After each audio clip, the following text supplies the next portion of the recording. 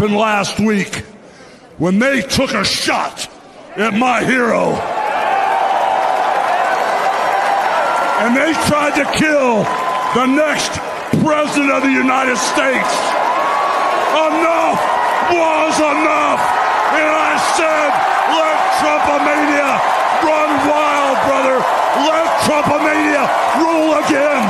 Let Trumpomania make America great again.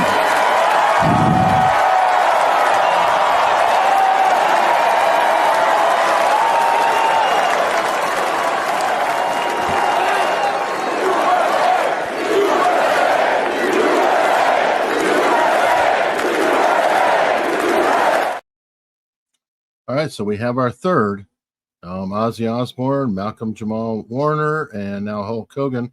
Well, I don't know if they're significant in the 80s. There's also Chuck Mangione, who is one of the legendary jazz trumpet players of all time, who died yesterday. I don't know where he fits in the pantheon of things.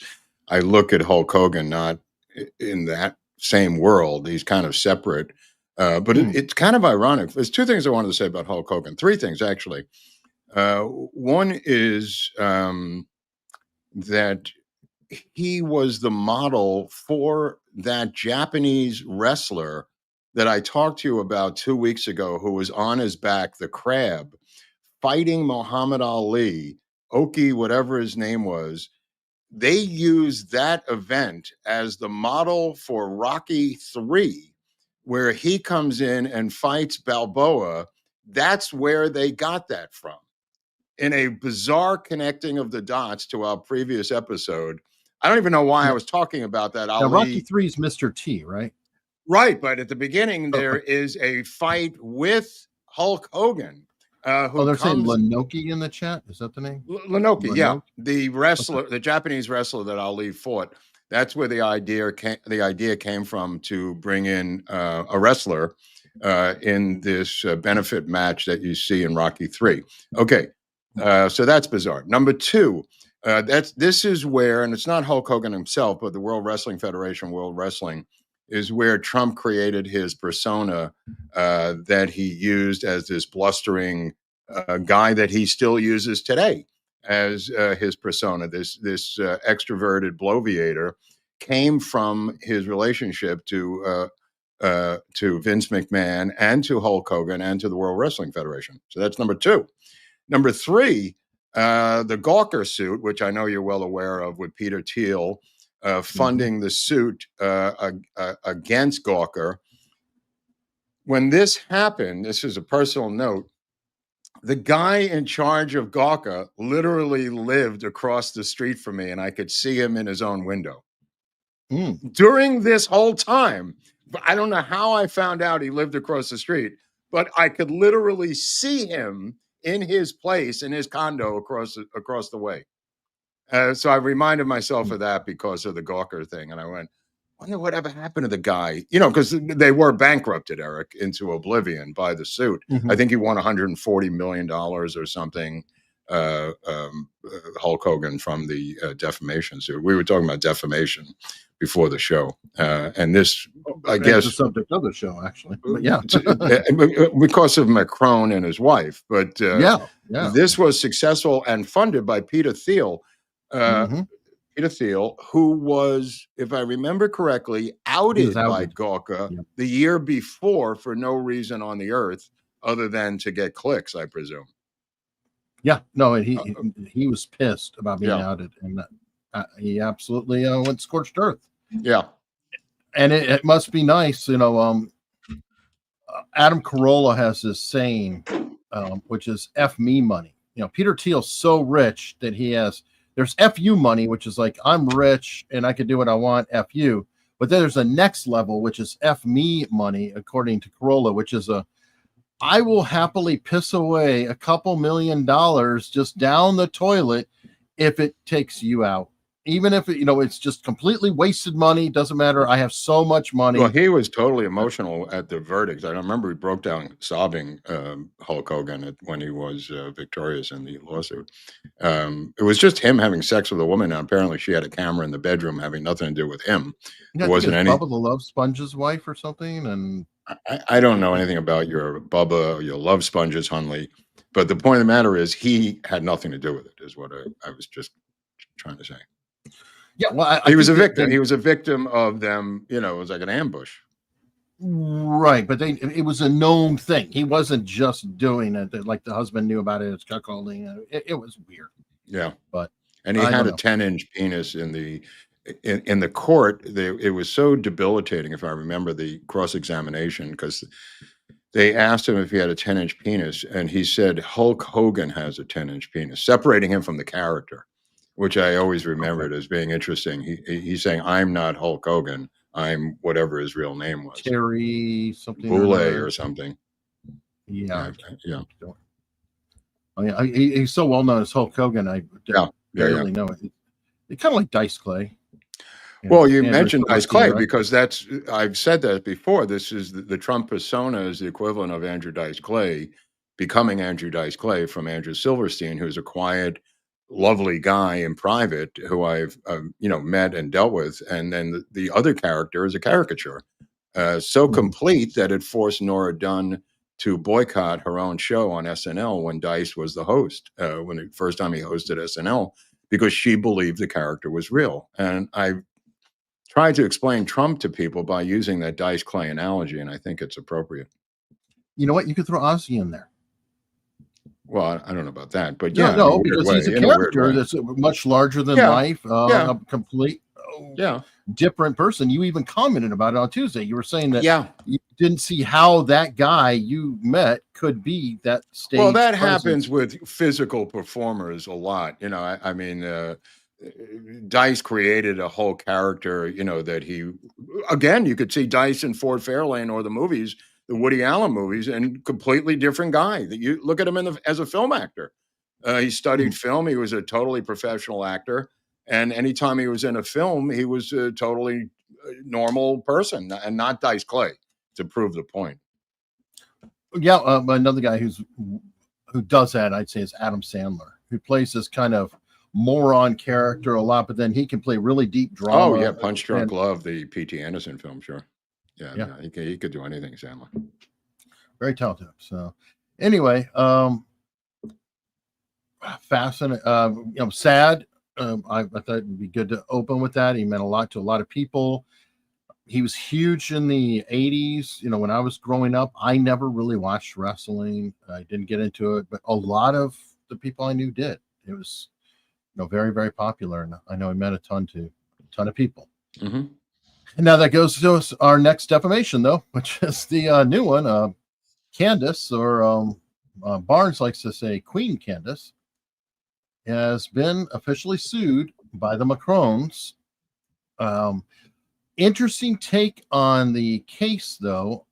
I was talking to Nate about this, and they had sued before because, they were accusing her of being a man and trans, but they ultimately lost on appeal. And part of the reason for the losing on appeal is we're in such a woke world that calling somebody trans is I was not just going to say slander. that. Yeah. Why is that No, slanderous? Yeah. and that is, Yeah. part of the so what they're suing on is a different angle, and they're saying that she's saying that Brigitte committed identity theft. That is slanderous. Identity That theft, stealing her credit cards. stealing her brother's identity, because Oh, I don't know the whole Candace story. is saying that I don't know what she that says. What does she okay, well, say? Candace, the Says claim, he's her brother? right? The claim, Okay. from what I understand, is that there was a boy and a girl born, and she has taken over the identity of said brother. She's insane. It's totally insane. So, yeah. It's going to be interesting. Barnes is saying Candace is cooked. Viva is saying, she'll be just fine. And it appears the other lawyers are lining up with Viva on that one, that I know. And they're saying that the defamation is so difficult that they can't, it's hard to overcome. And Ariadna Jacob, who I know pretty well, she was suing Taylor Lorenz, and she ultimately, hers was dismissed as well. It's very, very, very difficult to get the defamation.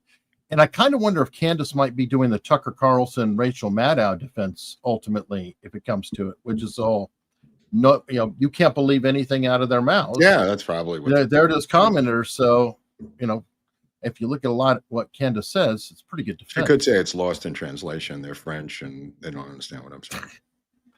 It could be. Yeah. It could be. Yeah. You have any thoughts on that? Or Couldn't care less. Couldn't care less. Okay. We have so much stuff going on, me and you, not me and you, the whole country. This seems like a flea on a pig's ass compared to the problems we have here with now the situation with Ghislaine Maxwell coming out of jail or not coming out of jail, being interviewed today and was interviewed. Was she physically taken to Washington, or where did she go? She was taken to some facility somewhere, right, and interviewed and escorted back, from what I understand. And the meeting was "quote unquote" productive.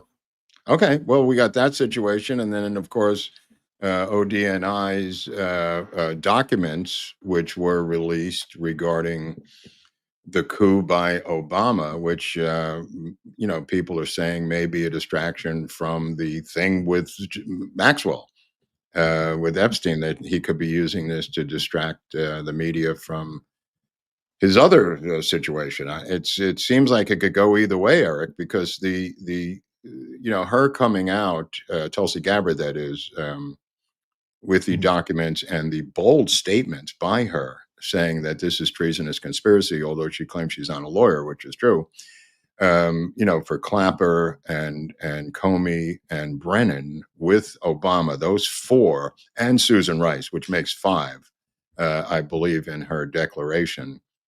I think Biden was there too. Or I thought he was there. He was there, but he wasn't mentioned in her statements. I don't even think Susan Rice was mentioned. She did mention the other three. And then Trump coming out today saying, Biden, that Obama's got immunity. Like, why is he saying that what's it to him? And of course, Tulsi Gabbard immediately said, I've given all of this to the Department of Justice, to Pam Bondi, who immediately, without skipping a beat, said, I am forming a task force. And that's the end of it right there. The task force will take years. And that was Bondi's immediate response. Not, we're going to the grand jury, not, we're going to have indictments, not, I'm going to investigate this through my department. It is the classic push it down the road, kick the can. I'm going to put together a task force. And I was shocked how quick it was, which makes me think that this could be a bullshit story to get the Epstein thing off the front page. According to Halpern, it's not going to help. Halpern says this made no dent in the media fever for the Epstein story at all. So you have to wonder, is this real, Eric? Is it designed to push the Epstein story off the front page? Again, Trump. I don't think it's that strong. It doesn't, talking to Nate and stuff, it doesn't seem that strong. Like, one, it's not treasonous. Okay. That's how do you know it's high of a level. Why? Well, I don't believe it's treasonous. Barnes doesn't even believe it's treasonous. Wait, I don't give a fuck what these people tell me. I'm asking you. Well, okay, treason is directly going against your country, like working or conspiring with an enemy. It is with an enemy like Russia. Yeah, but they accused Trump of collusion with Russia. Right. They did not collude with Russia. This is dirty, nasty politics. Let's get into the uranium deal. Let's get into the Medvedev deal, where he's caught on the hot mic, Obama, saying this is my last election and then I'm going to take care of you and Putin. It depends which way you go. I'm not busting your balls. I'm just saying you could make this case. I don't know if you're going to win or lose it, but you can make any case you want. They have chosen to make no case once again, by playing it safe and not doing anything, which is what I predict is going to happen to this entire story. The Epstein thing, Maxwell is going to try to cut a deal, as many people have said. Sure. I was watching Dershowitz this morning, who's known her for a long time. She believes, and I believe, that she's being railroaded. It's absurd. He thinks, and I always said that she's serving time that he would have served. Instead, he's dead, for whatever purpose. Anyway, he served his time. and then was re-indicted, and then, you know, whatever happened to him. But she's already done like 5 years, right, Eric? I mean, how much time has she done? She's done a couple of years. She got convicted a couple of years ago, but she was waiting in prison for Right, years. So I don't right. even know. Right. He believes, Dershowitz believes it's time served and that she's trying to cut a deal to get out. You know what I mean? And rightfully so. I mean, or something. What's that? A commutation or something. Right. Well, they asked Trump and he kind of kicked the can down the road regarding her. But what's happening here, in my obvious, and Dershowitz said the same thing, is both sides are going to try to cut a deal to get her to tell what she knows, right? I mean, what is? I mean, I don't know. It's a really awkward.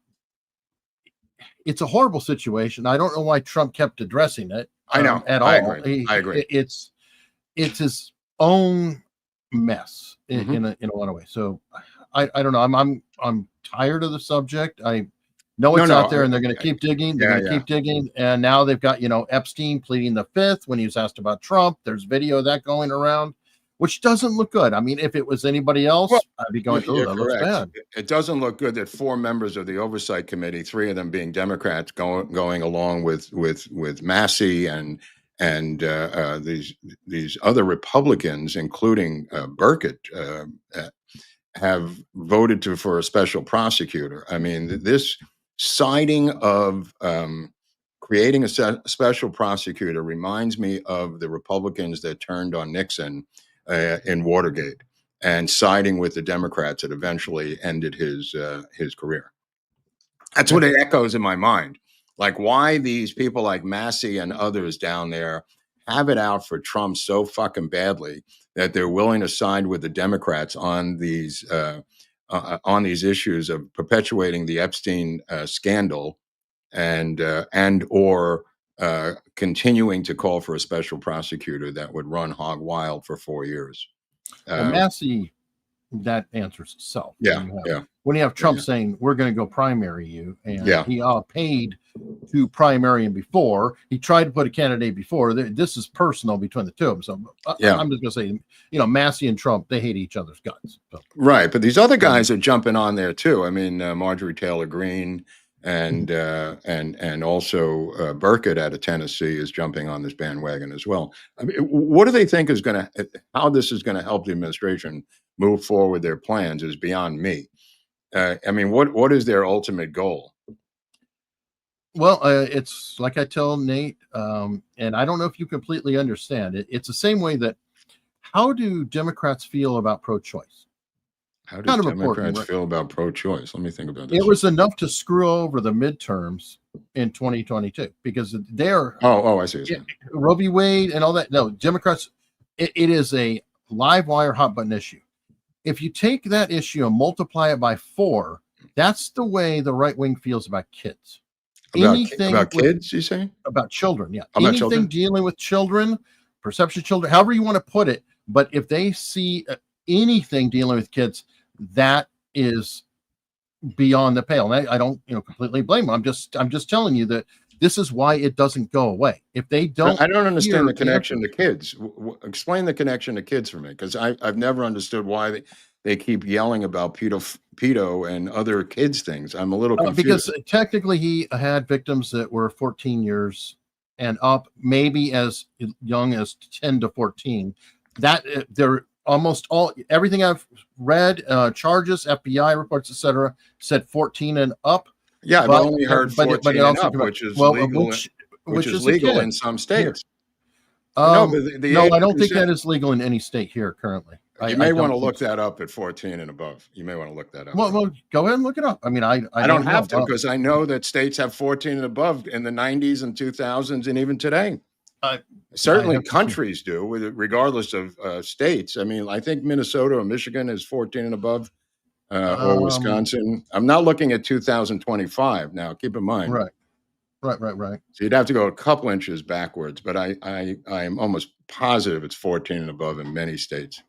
That being said, to me, that's not children. These are teenagers. There's something called a teenager with an age of consent that's not a child. So when I keep hearing children, I don't understand what they're talking about.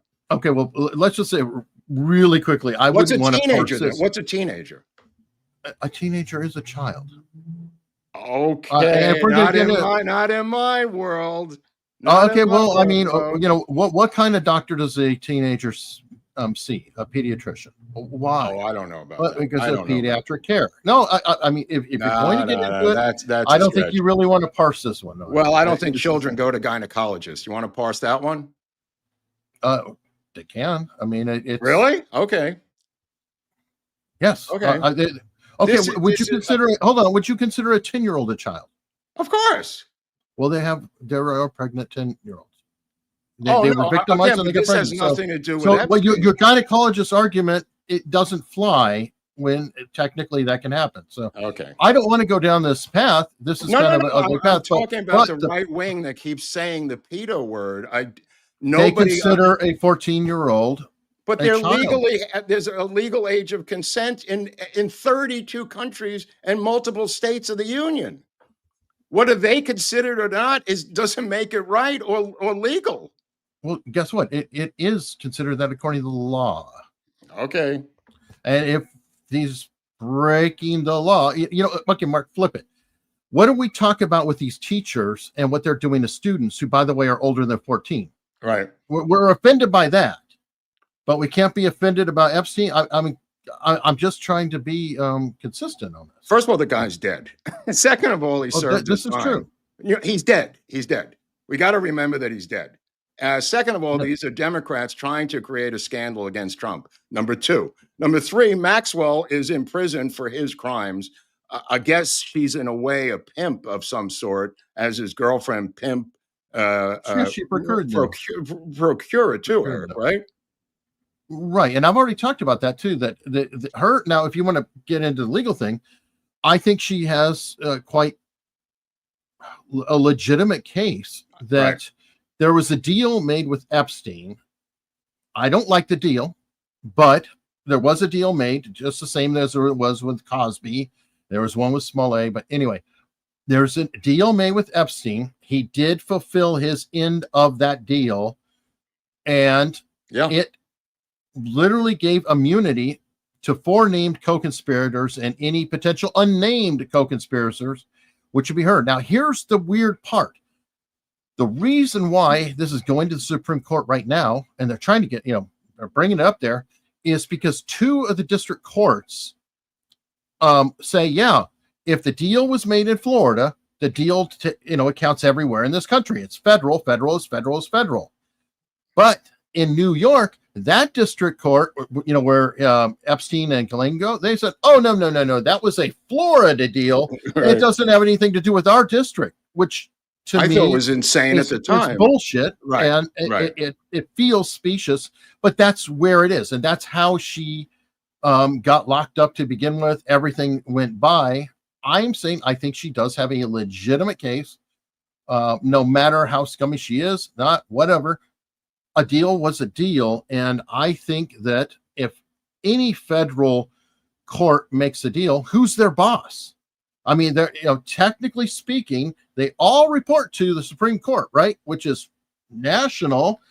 And so if they're making a deal on behalf of the United States, then this is a federal deal. So it is a very weird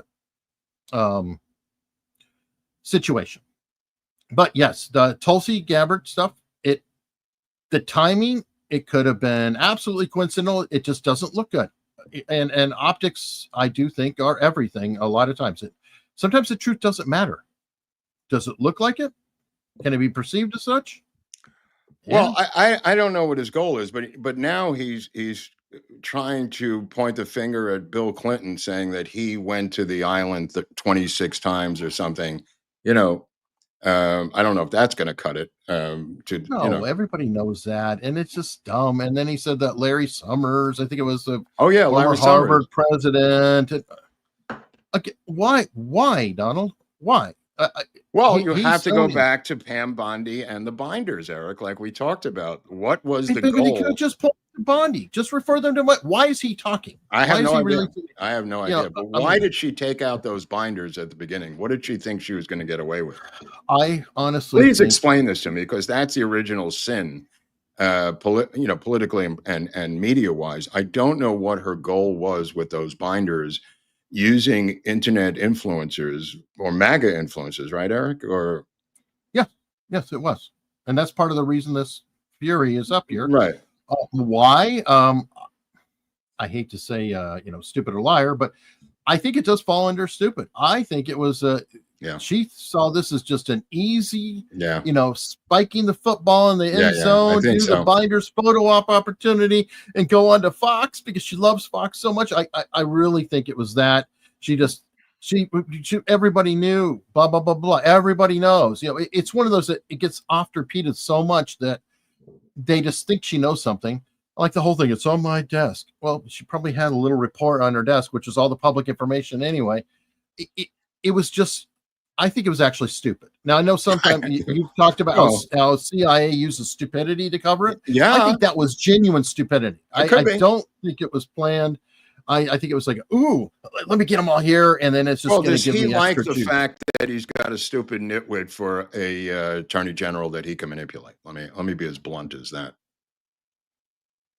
I guess, but he's not manipulating her very well. Well, she may be doing whatever he says. She could be, but you know what? We don't know. Because his actions come off as kind of stupid too. So what's that? His actions kind of come off as stupid. Oh no, too. So, but I'm saying she may be the mirror image of him doing his bidding. Could be. So maybe her coming off stupid is a reflection of him coming off stupid with this thing. I don't dispute that Tulsi Gabbard came out with that real information about the people involved with that coup or whatever you want to call it now. But she referred it to the DOJ, and I believe it'll go nowhere. I agree. I mean, which again, Trump could say, no, I want it to go somewhere. And I don't think he does. I think it's like locking up Hillary Clinton. I think he just likes to smear them and not get involved in the weeds of actually, indicting them. Right. Well, you know what? You didn't like my idea. That's why I said Congress should just take it up, look at it, and well, that's what happened with Watergate, though. So I mean, that is a dangerous area to go, especially with the flipping of the House possibly in about 16 months. Yeah. You know what I mean? If they flip the House and have hearings and this will be the new impeachment over Epstein. And my question to the MAGA, my question to the MAGA people is, are you? See if I can phrase this. Are you, as Eric pointed out, is this so important to you, the Epstein thing, that you're willing to impeach the president of the United States over it? And if not, what the fuck are you doing? That's my question. In other words, are you going to stick to your guns and impeach Trump over this thing, which you claim is the biggest and most important thing on the universe, or not? And if not, then what are you trying to achieve? And if you are in favor of it's that important as you claim, are you willing to go to the mat like many Republicans did against Nixon and vote for impeachment of Trump over this? I mean, that's what it comes down to. That's what it comes down to. I think a lot of them would. I know. That's why I'm asking you. Comment down below if you believe that you're willing to impeach him over the lack of transparency in the Epstein matter, or whatever you want to call this. And if not, what are you doing helping the Democrats then? Yeah, looking at the chat, that's what it comes down to. Seeing that there's enough that are in there that saying, yeah, they would. Okay. So you want to vote for Democratic rule coming back to stick to your points. You got to at least say that. I'm willing to go to the mat over this issue. And vote for the impeachment of Donald Trump over the Epstein matter. I don't know how people are saying that I'm playing the Dems game. How am I playing the Democrats game? No, I just look at it. I some things I just think are kind of funny. Oh, you know what? That's a good idea. Let me pull that up. Somebody said they want to do a poll. I should do a poll on that. All right. So I could put a poll together while we're talking. Because that's what it comes down to, Eric. Like the abortion question that you're talking about, choice. Mm-hmm. If it's that red hot of an issue, are you willing to go to the full mat and vote for the impeachment of Donald Trump over the Epstein matter because it's so important to you? And if it's not, if you're full of shit, then what are you squawking about? Either, shit or get off the pot. Are you willing to impeach Donald Trump over this matter? If not, are you willing to make it go away? In other words, you can't have it both ways. You can't bury the guy and help the Democrats bury him over Epstein and not be in favor of impeaching him over it.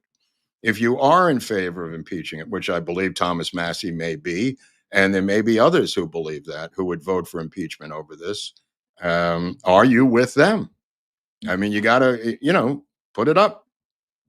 Is that the poll? That's at the poll you're talking about, or? Yep, I put it out there. It's we'll see how it goes. Yeah. It's all over the place. I mean, what numbers would you expect? I'm curious. Out of our audience. I don't know. That's why I came up with it. I have no idea. The whole thing's insane to me. The whole thing's insane. You're the only one who helps me to understand this world. I go through you because there's so much about it I don't understand. You've been an explainer to me for a number of years now. It's hard for me. It seems to be there's not a pragmatic bone in their political bodies. This thing is now a weapon that Nixon gave a sword to and helped them stick it in his back, to paraphrase what Nixon said.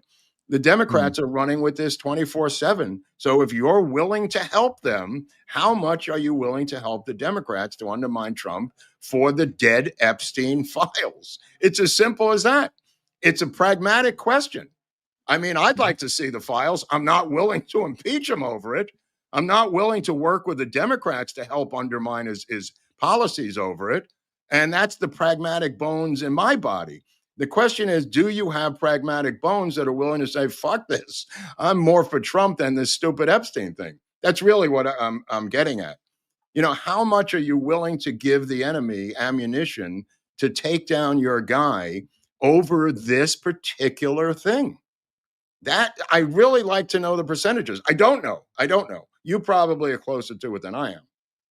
Well, I mean, I'm looking at the poll right now. That's why I was wondering. I'm trying to see what would surprise you, or what numbers would you find shocking. I don't have any I find any numbers would be shocking to me. It would be 100 to 0 in my mind.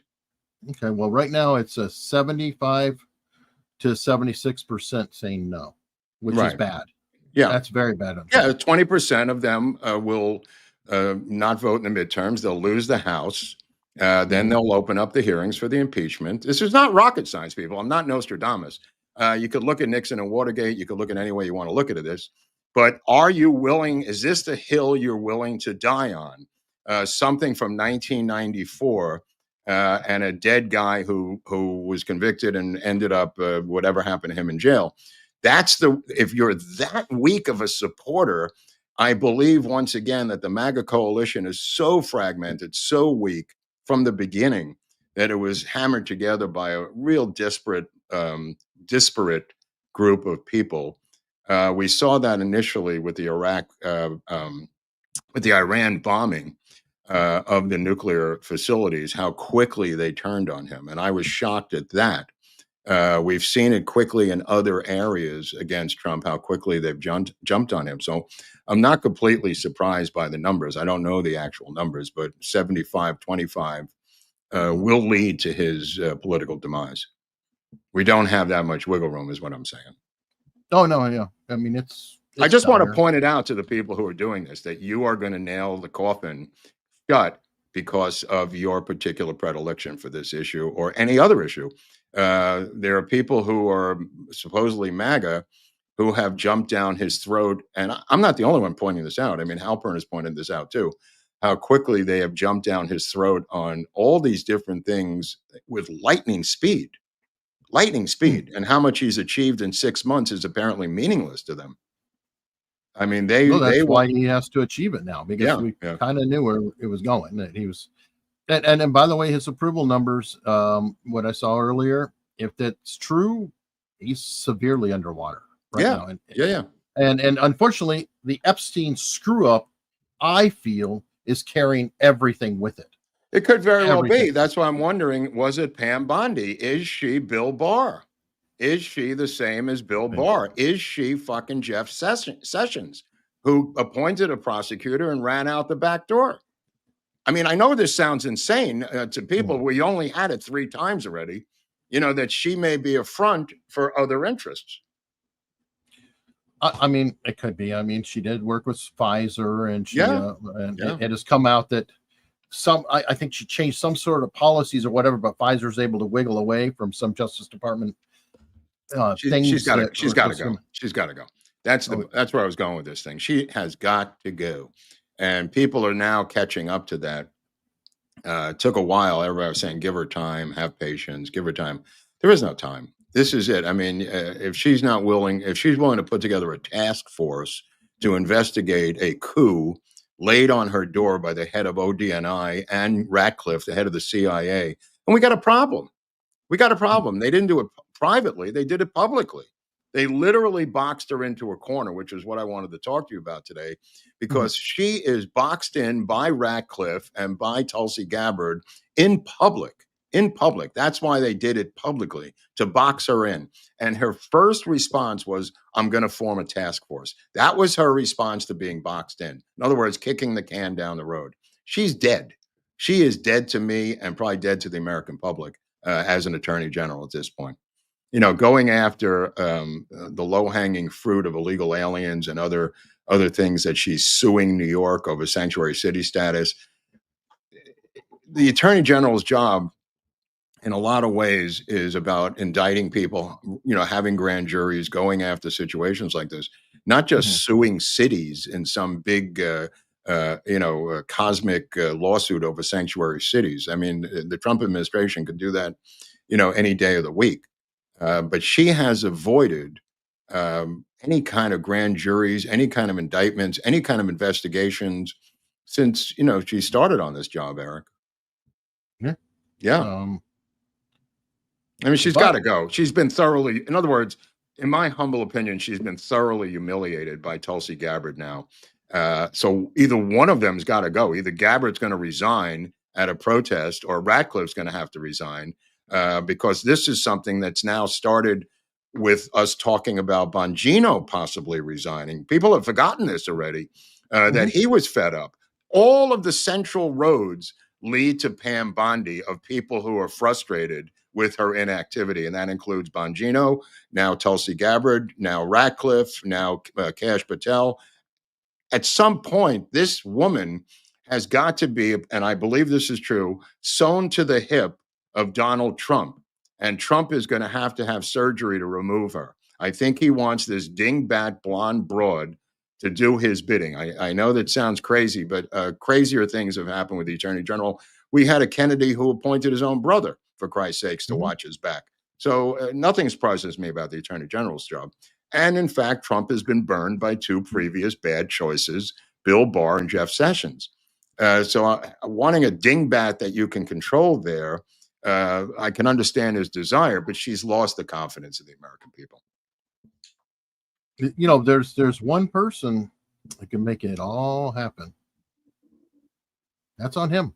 Yeah, I mean, I'm over it. I agree. If he keeps her employed, then whatever. There's nothing I could say. I'm just calling it out as I see it. I believe he's got to sever ties with her and move his former lawyer up, who was a deputy attorney general. I forget his name, who was his attorney. Move him up into that slot. Yeah, I think she's got to go. She's just been humiliated too many times, and has brought shame onto the office so quickly. In 6 months, Eric. I mean, this is really out of control. It really is out of control. Yeah, well, I mean, the story that'll never go away. We'll revisit this next week, I'm sure. And I'm sorry, I'm all with Sean Spicer in terms of it. It's like he said 72-hour rule, and I think he's right. It's like, if you don't give any oxygen, a story's going to fade out. But every time it seems like, okay, looks like we might be moving on. No, somebody releases something, or they take the lane out, or they do this, or they do. Well, I think the fact that Tulsi and Ratcliffe did what they did publicly was designed to knock the story down, because they could have done that privately. And I think they were told to do it publicly by Trump to try to knock the story down. That's not insane. That's like, pragmatic politics 101. The fact that Bondi was ordered by him to kick the can down the road and say task force, Bondi didn't come up with that on her own. I'm sorry. That's way above her pay grade. I'm going to kick a coup d'etat down the road. Yeah, well, I don't know. Yeah. Well, we'll see how it goes. I did see this super chat came in earlier from Dick Dickerson, who's been incredibly generous with memberships and all that, and wanted to put it out there. Need a favor, please. My dear friend and vet brother was diagnosed with cancer. There's a GoFundMe to help the family. If you have the means, please donate something. Thank you. The GoFundMe page is Help Jeff, a Proud Veteran, Fight Cancer. I hope that's the URL. I don't know if you search it out or whatever. Dick Dickerson, I did want to put this up here. I mean, obviously, this is a very generous $50 tip here, but Dick Dickerson's been incredibly supportive of the show, giving away memberships and everything else. And, thank you, Dick. I'm really sorry about your friend. And if any of you can find your way to help him or look at it, I don't know anything else about it, but cancer is just a nightmare. Actually, on a good note with cancer, because Mark, I closed the show a couple weeks back or whatever. We were talking about Scott Adams and how dire as well. The story with him keeps getting better, which is nice to see. He is responding to hormone treatments. Essentially, ironically, it's a good use. Instead of a trans kids, it's Scott Adams taking hormone blockers, but they have noxious PSA levels. He released the graph, and it was like a mountain, and it is down to levels lower than it was in like 2024 when he was diagnosed or what have you. And he's been 100% pain-free in July. Insane. So, really great to see some positive things out there in the world. Same thing with Robert Tannenbaum, who we had on a couple of weeks ago. He was given very short time and somehow beat the Big C. And he talked about it briefly on the show, the interview we did with him, but he was another successful cancer victim. Yeah. Now it's to be forthcoming, Scott did say that this particular treatment and the blockers, apparently the blockers are only going to work for a couple of years, and then the body starts to get used to it, and then generating on its own, it builds up a tolerance. But in 2 years, maybe there'll be another treatment. Yeah. You never know. And that's why they froze Ted Williams' head, because they're trying to get a body to put the head on so Ted Williams can play baseball again someday. I remember that, but that was a battle royale to try to get it done. Right? Was he suing his son, or there was like a battle? There's a battle, if I remember, over on my mind, because we're playing the Red Sox tonight in Fenway, about Ted Williams. I think the cryogenic storage place they were missing payments to the place, the family, and I think that they sued over lack of payments to keep the head frozen of Ted Williams, the last great 400 average hitter in the major leagues. I think he hit 406. Check me on that. But his head is frozen as they continue to search for another body to put it on to play baseball. That is a weird situation or dispute, because it's like a rental problem. Like, it's like a pay rent, you're being evicted. Well, it's a your storage problem. It's just a storage problem. Ooh.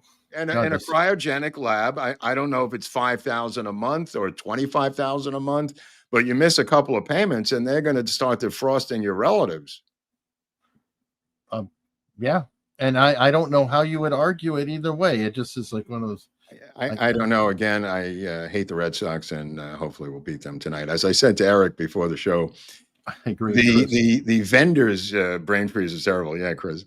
The vendors have threatened to go on strike at Fenway tonight, seizing the most opportune time of the year when the Dodgers are coming in. National Game of the Week tomorrow on Fox for those who follow this Dodgers Red Sox. They cheated us in the World Series, and they're hated not as much as the Astros, but pretty much. But Eric was saying, and I agree, when are you going to go on strike? In the middle of the winter? Yeah, it's like, oh, okay. You're talking about, hot dogs and beer tonight at Fenway, and they're saying you're not getting any unless you pay up tonight. So we'll find out at game time whether the vendors union has settled their strike threat. If there are any Red Sox fans out there, let me know. This is a recent story for me to pick up on. Yeah. Okay. Enjoy the game, but not your snacks. All right. So onto another story. Yeah. While we're talking about the removal of Trump, here's somebody. Explain this to me, Eric. I think it's. I could be wrong. Lawyers in the chat, correct me, but I think it is a constitutional right that you can defend yourself. And well, the reason I ask, it's not advisable, but the reason I ask is because his lawyers, whoever they were, said that his best defense was the insanity defense. And as has happened in other historic cases, and this happened with Sirhan. The same thing happened with Sirhan. They wanted him to plead insanity, and he, viciously and violently opposed it and said, "I'm going to defend myself." And apparently, that's what's happened in the Routh case. The judge said, "Okay." I have a different view on insanity than I did. I used to think, the one flew over the cuckoo's nest angle of, okay, get out of hard time to go, use the insanity plea. But I interviewed Dr. Das, Shahan Das, who is, he works, I think it's called Broadmoor. It's like the worst of the worst of the worst in England. But he pointed out that if you are not insane, that the worst place you can be is with those who are, because you can't communicate, you can't talk to them, and it is actually more painful for a lot of them to be in a hospital than it is just be in a normal prison, because at least you can relate to, or they can relate to each other more. And I'd never thought of that before. So now I'm kind of pausing on that, thinking, well, it makes sense if you're saying, hey, I'm going to be in prison for the rest of my life. Yeah. Or I'm going to be in a, institution for the rest of my life on medication that's going to be making me weird. What is actually better? It might be. I don't know. The two cases that come to mind, the reverse of the two sightings that you're citing here, the two flips of that are Berkowitz and Sing Sing, and Reagan's shooter being in a mental institution. So that he gets out, the Reagan shooter got out. Berkowitz is still in Sing Sing or in the New York State penal system. I don't know where he is technically. I think, but Berkowitz is clearly insane, is what I'm saying. And Hinckley went to the nut house, and now he's home in his 20-bedroom mansion and had a pretty good time in the nut house. Well, but he there you just go. came out with a new album. You answered it with your last statement right there. Is where did he get that 20-room mansion? Oh, Berkowitz doesn't have the family that's going to be getting him out. It's not a perfect match, but I'm saying that that the Son of Sam killer was clearly insane, and Hinckley may or may not have been insane. Apparently, releasing another album this week to demonstrate his lack of insanity, and his tour is still scheduled as a performer. This is John Hinckley, by the way, who I'm referring to, who had a lot of money and was able to pull off, quote unquote, the insanity defense, as Eric knows. And then the Son of Sam, David Berkowitz, who, by the way, was not Jewish, he was adopted, was declared sane. And clearly he was hearing voices of dogs speaking to him and everything else you could imagine, sent to New York State prison. Yeah, where he still is today. But yeah, all I'm saying is that if Hinckley didn't have the money, he would not be getting out of the that's hospital. probably true. That's probably true. But I mentioned the Sirhan case because they were faced with a guy who, according to them, was seen by 120 witnesses shooting a gun in a tight space, and they said we have no other defense, and contested none of the evidence in the case. And wanted to plead insanity, but he went crazy, yelling, "I'm not insane," in the courtroom, which I think happened with the Garfield case and some of these other early assassinations. Yeah. Well, I mean, and he was given the death penalty too, so he had the ultimate price. The Supreme Court, I know, overturned it, but he had nothing to do with him. Yeah. he had the death penalty, if I recall. That's right. Absolutely. He's going to the gas chamber. It wasn't overturned because of his case. It was overturned because of another case. But right, it was overturned for all cases in right, the U.S. Right. But not related to his case, is what I'm saying. Right. Correct. Yeah, Manson also benefited from that. Manson benefited from it too. Yeah. The Manson girl. Yeah. I don't know. It's anyway. So where are we with this thing? He's going to defend himself. It's going to be a kangaroo court, or a circus at a minimum. I mean, how is this judge allowing this to happen in such a hugely high-profile political assassination attempt of the president of the United States? It depends on the judge. I'm not going to judge it because if he is a good judge, there are some good judges that he will go overboard to try to make sure that, and I think it's possible because you don't want it to get flipped on appeal. Right. You don't want, if you're running the could wrong happen, in the courtroom. Yeah. Right. And that could be part of Routh's strategy as well. Like, I know I'm screwed, lawyer or not, but if I can do, if I'm not crazy, I can say that I'm incompetent counsel myself. Right, that I was incompetent. And I had a split personality, and the other guy was terrible. I was okay as the client, but the lawyer, Routh, this other guy, and my split personality screwed me. Yeah. I mean, kind of like the Menendez defense that they're orphans, so they should be released from prison. Yeah, I guess. Are they getting released or not? I've lost track of that. They definitely are. Ugh, whatever. Yeah. And ironically, Sirhan is still be there. It is ironic and it's insane. I mean, the fact that they literally tore apart their parents for money, tore apart with weapons. That is very brutal murder. That's all I want to say. I don't want to get into the gory parts of it, but I agree. Hochman is opposed to it, and the Garagos and the state just seem determined to release these two. And Sirhan is considered to be a violent, dangerous 79-year-old 5-foot man who could kill Kennedys again if he's released. I mean, go figure that out. Well, and Hochman, though, brought up the valid point that they've never said mea culpa. Yeah, we did it. It was awful. We have learned from it. Well, they were always looking for a loophole.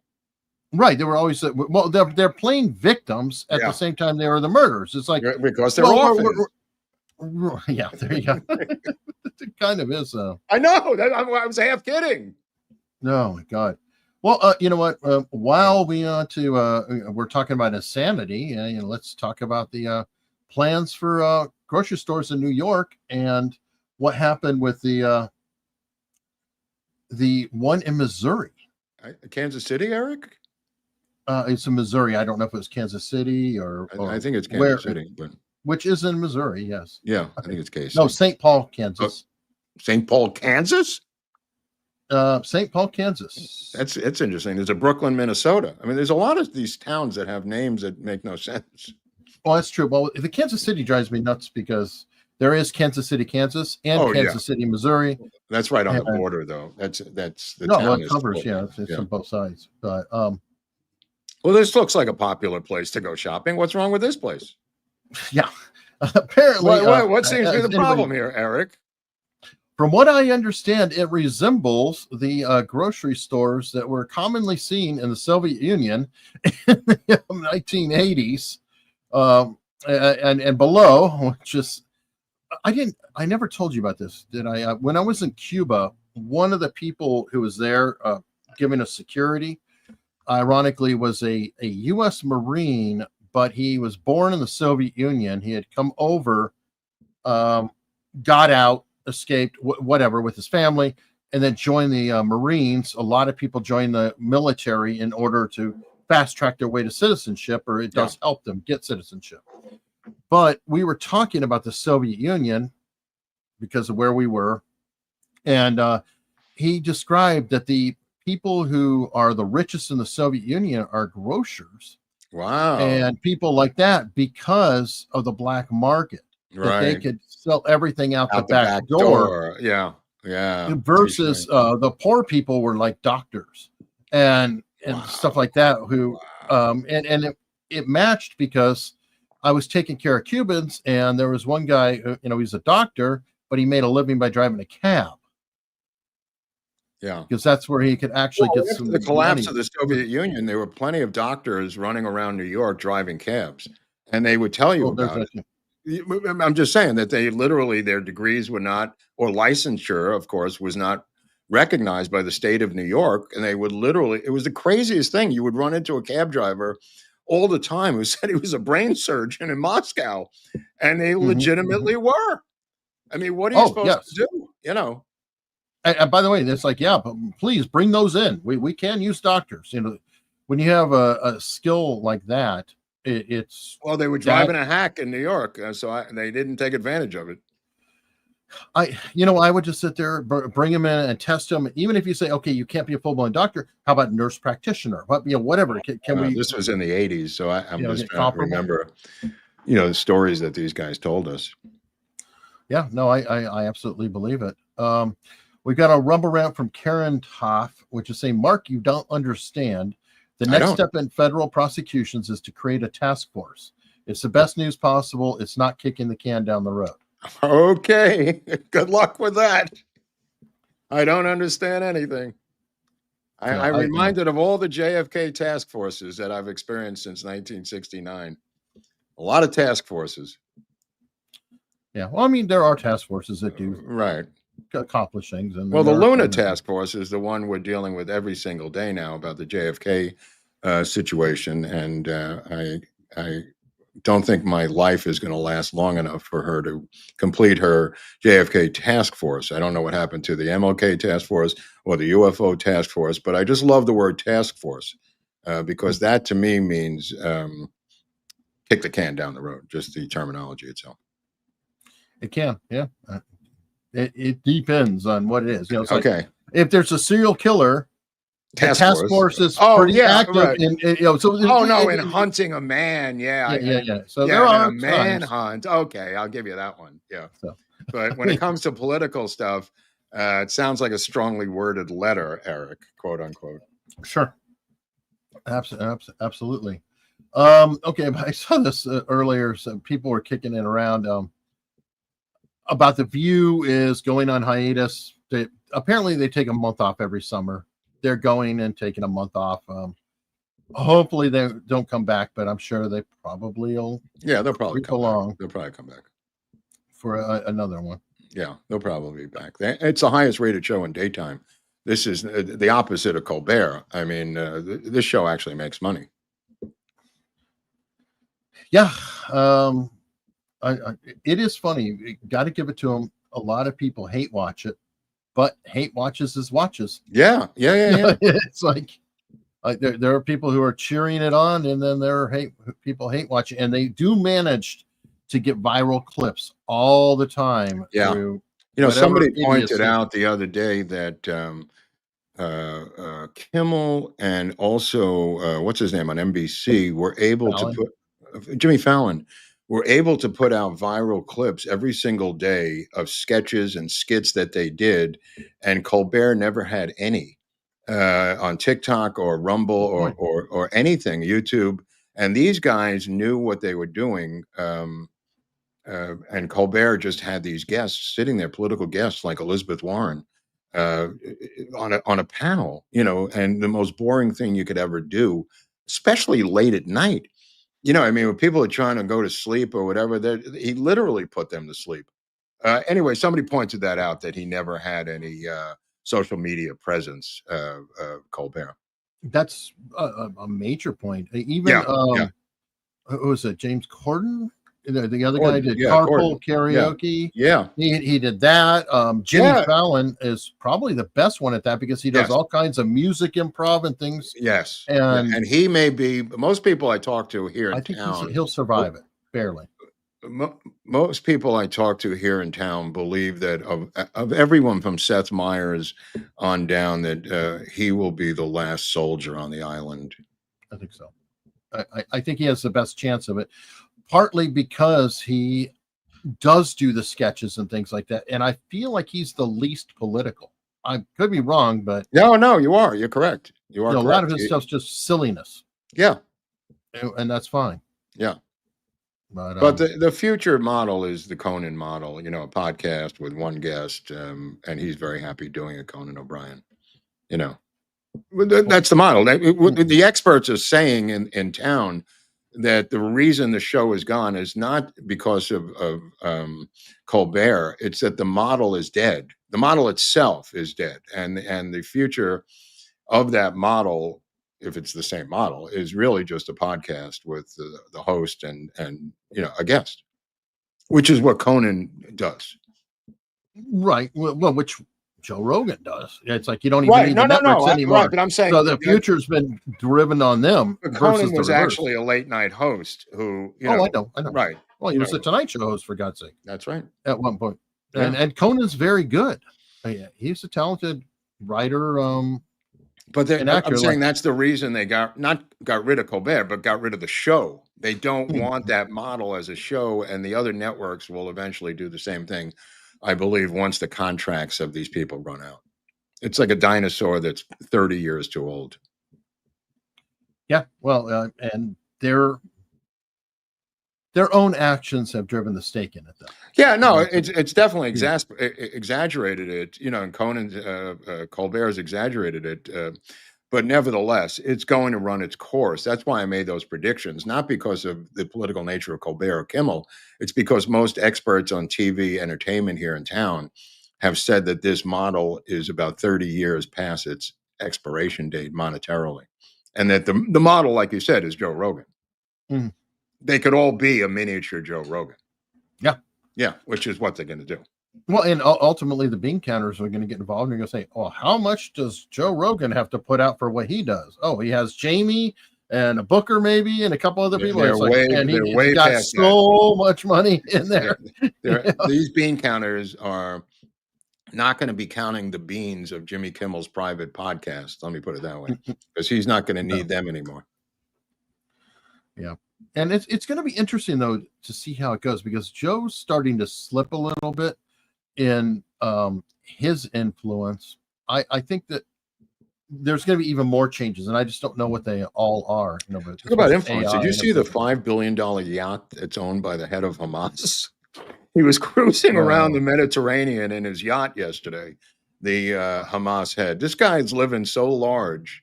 It's crazy. Crazy. How was he going around in the Mediterranean? I have no idea. They were filming. I'm very shocked that there wasn't something deployed. Well, his boat was going around. I don't know if he was on it, but it's his yacht. It wasn't waving from the deck, so I don't know. You know. Yeah, I don't know. Okay, this is a piece of good news. I don't know if you saw this. Elpidio Reina. Oh, we all know him here in LA, Hunley. Everybody here, yeah. All right, good one, Eric. This is a wonderful thing that everybody can enjoy. This is how his day is gone on the 23rd. So goodbye. Yeah, this guy is an American citizen from Compton, actually, downtown LA, and he was throwing these giant chunks of cinder block at federal authorities, injuring one of them, shredding the windshield of another one. Of course, he fled to Mexico, and as they always do, they always flee to Mexico, and luckily, we do have an arrangement with Mexican authorities in these particular cases for any criminal that flees to Mexico. It's a reciprocal thing. Despite good times, bad times between the countries, they were able to apprehend him in Mexico a couple of nights ago. Yeah, so good news. Happy to see that. I think there was a reward of $50,000. I don't know if anybody got that, but there was a $50,000 reward for that maniac. Good. Happy to see that. Next story. Did you see South Park apparently has gone after Trump, and shocking. The White House wasn't super happy about it. Okay. Either. This is one that I'm kind of like, South Park can be freaking hilarious. When they're on, they're on. I'm not going to say that they're a garbage sheep like Colbert, who just sucks. A lot of South Park is good, Mm-hmm. but a lot of people are celebrating South Park, saying, oh, well, they go after everybody. Please remember that there's a particular group that they did an episode on that they took down Mm-hmm. and never talk about again. So it's the religion of peace. I'll help you guys. Oh, yeah. Well, also, don't forget their incredible takedown of Tom Cruise in Scientology. I mean, Eric, Isaac Hayes left the show because of it. Yeah. I mean, there's been a lot of bumps in that road and on South Park. The Chinese communists, again, this apparently which I wanted to talk about was the Paramount Skydance deal was approved yesterday by the FCC, and they have extracted. People are claiming on the left that the bribery it was a bribery to get rid of Colbert, it was bribery to make this deal, it was bribery for this and that. However, that being said, the FCC, according to Brendan Carr, the director of the FCC, has extracted numerous promises from the new company regarding DEI and racial hiring and a number of policy things that they have vowed not to go down that road. Good. And that includes CBS, CBS News. So in the deal that was finalized, to get that finalization, the son of the Larry Ellison's son, right? David Ellison, who went to a UFC fight with Trump a couple of weeks ago, and afterwards said, "I can assure you the deal is going to go through." In that negotiation, the FCC extracted quite a bit of political promises. The thing is, though, I mean, yeah, I'm sure they extracted quite a bit, but I have a feeling that the network itself, they want to make money, and they look at the Colbert stuff and they go, "We're not losing $40 million a year on this shit," and a lot of the stuff they're probably happy about. They're probably being like, "Oh, well, we would be as woke as can be, but damn it, the government, they put us over a barrel, so we've got to change our ways." I mean, Sherry Redstone, by the way, is not a bomb throwing leftist. The woman, she owns 2/3 of the stock in the company. She's not a maniac. I mean, and apparently not. Larry Ellison is conservative. I don't know where David stands. There's also the daughter who is a left-wing maniac who owns a film company.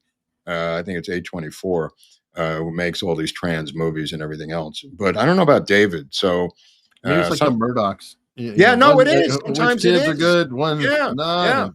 Who knows? Sometimes it is. They have different political points of view.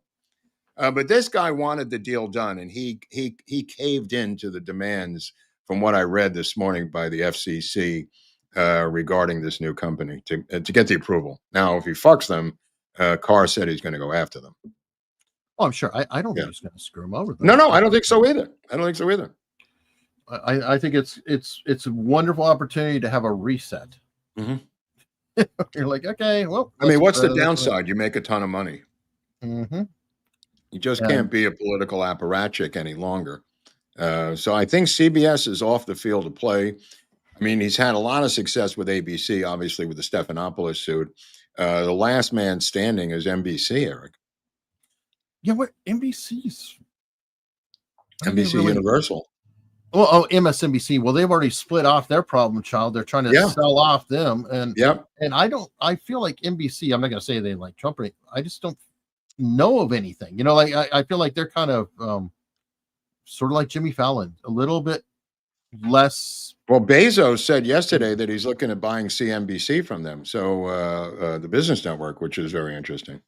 Jeff Bezos wants to get into the cable market now. Oh, well, to me, CNBC is kind of like Bloomberg TV. I don't really consider it. No, it's not political, but there are times when they are political. Sure. Well, everybody is at some point, but they're nowhere near as bad as ABC, any of the Disney companies. They were hard leaning and woke, and CBS. NBC seems to be kind of, whatever. Okay. Did you send me? I think you sent me. Yeah. What is going on? Hillary was on heavy tranquilizers, psycho-emotional problems.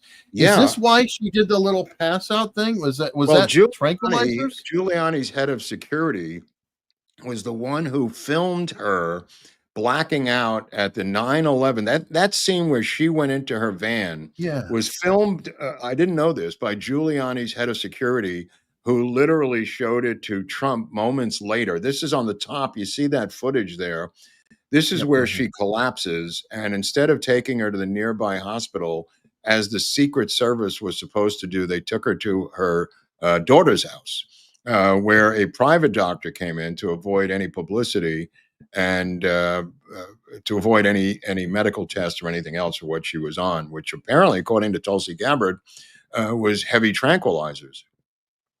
Yeah, I thought Probably she was Xanax. sick or something, but that's Yeah, interesting. that's what it wasn't sick.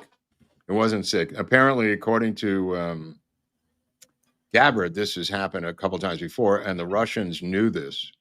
And the Russians were not releasing it. They were saving it. They were protecting Hillary until she became president. In other words, right. because they assumed she was going to be president, and they were withholding this entire profile that they had on her because they had hacked into her emails. The Russians. No, I right. Well, what I understand the case is that the Russians wanted Hillary to win. They thought that she was going to be easier to manipulate than Trump. So it's again, confession through projection. It's like the exact opposite of everying that was being said. She's the one who gave them the uranium deal, Eric. Why wouldn't they think that? Obama said to Medvedev that he was going to take work with Putin after his second term re-election, and Hillary Clinton was supposed to be a third term of Obama politically, Eric, right? Yeah, it's very interesting. So that's the stuff that I like. I want to see more coming out. Again, that's why I kept saying, Congress, have some hearings. Let's at least get public exposure of everything that they're saying and get them talking. I don't think it's. By the way, did you see? I don't know if you got a chance to look at that James Robinault interview of Jefferson Morley yesterday. I did not. About the joy. You should see it before Tuesday's show because it's kind of interesting. Robinault is now trying to move into that space, quote unquote, as a JFK expert, siding up with Morley now, trying to move into the Morley space. Oh, good God. And both of them in the interview, which is about George Joannides, of course, and the recent release of the Joannides work file is really, it was personal file. I take that back, as opposed to work file. George Joannides is 46 pages on his health benefits and awards. I mean, it's kind of meaningless, but to Morley, it's important because he has sued the CIA for 15 years to get this Joannides thing.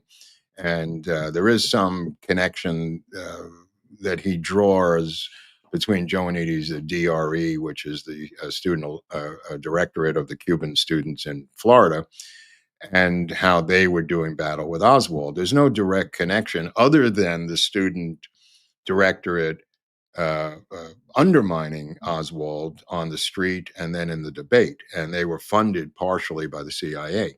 Okay. Robinault, for reasons I don't understand, is interviewing Jefferson Morley for his Substack, his own Substack channel, and he's now professing to be a Vanity Fair editor because he wrote one article for Vanity Fair. I mean, the whole thing just reeks of Operation Mockingbird. That's why I thought you'd like it. Really interesting. And on Tuesday, we're going to have a guy on named Larry Schnapp. Now, Larry Schnapp is a New York attorney who is one of the heads of the Mary Farrell Foundation, who was suing the Biden administration to release the documents. Larry knows the legal aspects of this case from a lawyer's point of view. He's going to come on the show on Tuesday to talk about where we are with the JFK legal case. And maybe he can address some of the stuff about Joannides. Fascinating. You know, when you said that about the writing one article for Vanity Fair, yeah,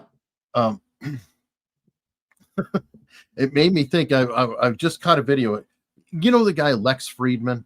Yeah, vaguely. Okay. I don't follow He's, him. But he's sketchy guy, too. Oh, big time. Yeah. He's this guy came out of nowhere, you know, Yeah. born Soviet Union dude, blah, blah, blah, blah. Yeah, yeah. Okay, well, Lex Friedman calls himself an MIT scientist. Now, he Weird. went to Drexel for a BS, master, and PhD, multiple degrees, all at Drexel. He will never talk about Drexel. And he gets pissed off if anybody mentions Drexel, but he calls himself an MIT guy. Apparently, he taught one course at MIT, a free course, if people wanted to take it, you know, like kind of like a community level course. Wow. And he calls himself an MIT guy, and he's been writing that for years now as this MIT researcher. Well, right. Robinault claimed he had the same publisher as the Secret Service agent who found the magic bullet mysteriously last year and just needed to help him with his editorial, and was assigned by the publisher to help him with his book.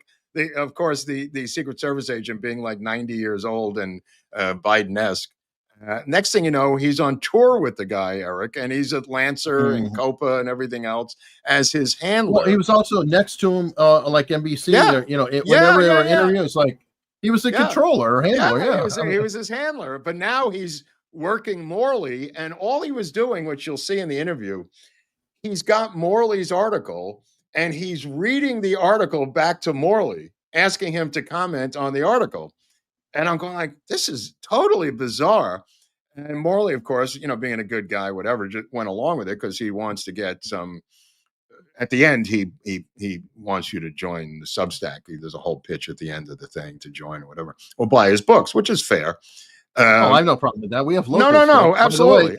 You need to join our locals. Never mind that Substack. Go to our locals. Yeah. Unstructured.locals.com. But to have this guy Robinault, he is the Michael Schellenberger of the JFK world. He has come out of nowhere, and I thought he was done when the Secret Service book was over and ridiculed by many of the friends of this show that we've had on, including Vince and others who just said this is a nothing burger. But apparently now he's moving up the ladder, trying to fill this space, being a Vanity Fair guy. So he's probably going to write an article about Morley's relationship to the Joe and Edie's release for Vanity Fair. I can tell you what's coming. I bet he turns up at the next hearing. Absolutely.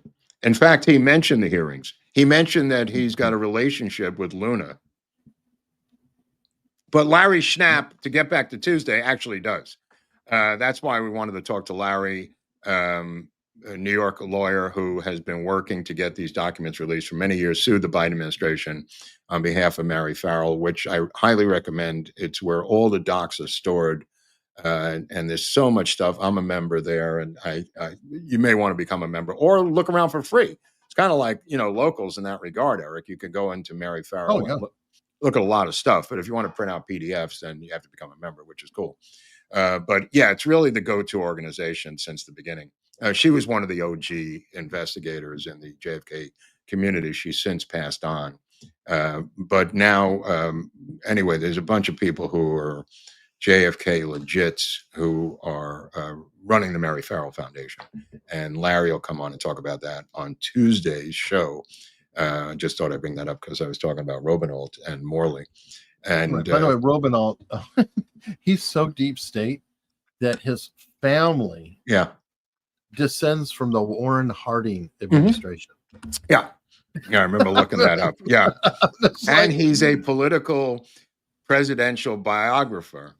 I think he wrote one or two biographies on a couple of older presidents, including Harding. Yes, including Harding, right? Yes. Which got his foot in the door, which got his foot into the door of the JFK thing. A little late, better late than never, I guess. But yeah, anyway. So Larry, I don't know if he knows him, but whatever. I don't even begrudge Morley, but there's a point in the interview where he says, so when Robinault says, so Oswald is down in Mexico City, and then he comes back. And then, of course, Morley says, that's right. As you just said, he was in Mexico City, and then he came back. And I went, oh, my God, it's almost like mandatory that they have to put this in. It was so on the nose, Eric. Yeah, well, I've seen that kind of thing before. Yeah. I'm bringing him on because I don't want to talk about myself. So I'll have somebody interview me. That's about what myself. it is. Yeah, it's an interview of it's himself right. about his own article.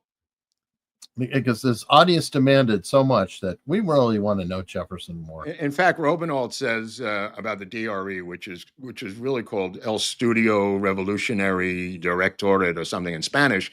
He says this DRE, this Spanish, whatever the hell it is in Spanish, and Morley's so embarrassed he in Spanish says the full name, because Robinault couldn't even remember the name of the organization.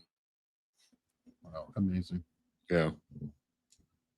All right. Well, I'm definitely looking forward to that on Tuesday, and that should make some people happy who are crying on X saying, bitches. I want another JFK episode. Right. I'm not going to pay anything. I'm not going to do anything. I'm a fat bastard who wants you to do what I want, the shows that I want. Wow. You see, I try to hold back because I did almost answer that when he said, I'd like another. I'll be like, I'm waiting to see it. Like, go ahead and get moving, get cracking, start making it. Yeah. You want to go? Well, go God, I mean, it's only months worth of fucking work. What does that fat fuck care? Oh, my goodness. All right. Let me get some super chats. I care about those. Oh, go ahead. Yeah. Dick Dickerson gifted 10 Americans Untold story. 10 memberships. So here he is. He's got his friend, everything else. Still donating like crazy. Thank you, Dick. Seriously. Thank you. Dick Dickerson again. I wish everyone had freaked out this much when Biden lost 300,000 children. Totally, bro. Totally. And by the way, they've recovered a lot of those children. Yeah, they found a lot. I think a lot of them, well, not some of them, I think, were on that cannabis farm in California. Yeah. Did you see the total amount of coverage the Tulsi Gabbard press conference got? 0 on NBC, 0 on CBS, I think, and like a minute on ABC. 0. I mean, they're just going to black this news out. This is what they do. Mm-hmm. That's why you have to revoke, or as Eric said, have them reapply for their licenses. You can't. It's not about spinning the news sometimes. It's about spinning the news by omission sometimes. Sure. And then they get to say, hey, we have to make editorial decisions as considered old news. They were talking about it with Alperin, like, what is the excuse for it? And yeah, what is the excuse for it? That it's old news. There's nothing new there. I think it was Turntine was saying that angle. And, there's other headlines. You've got Trump going to blah, blah, blah, blah, blah. So it's like so old that Obama had to have his spokesperson put out a statement. That's how old it is. Which I thought was interesting because Obama never comments. Not only, let me ask you something, which I thought was funny. Who's the spokesperson for Donald Trump? Well, geez, Trump. Right. Thank you. Thank you. Thank God. No, of course. Of course. Yeah. Why does this guy have a spokesperson? Why Michelle Obama doesn't have a spokesperson. Why does this mutt need a spokesperson? Why can't he put out something himself? Which he did. I think he did say something the day before, but yesterday it was a spokesperson. Yeah.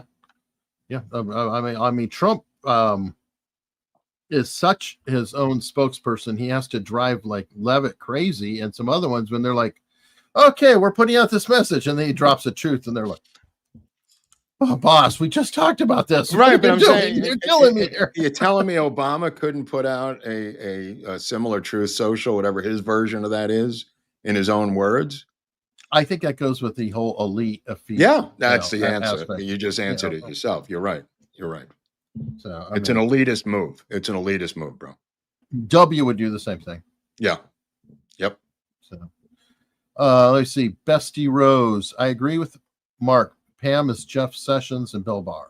Yeah, we even have 2 examples of it to go by. It's not like I'm pulling this out of my ass. We've historically had this happen twice with Trump.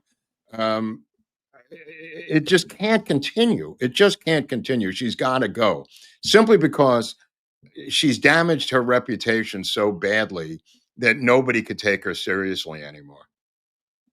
Well, again, though, it's like Trump, promote her somewhere, do whatever. Yeah, he can do it.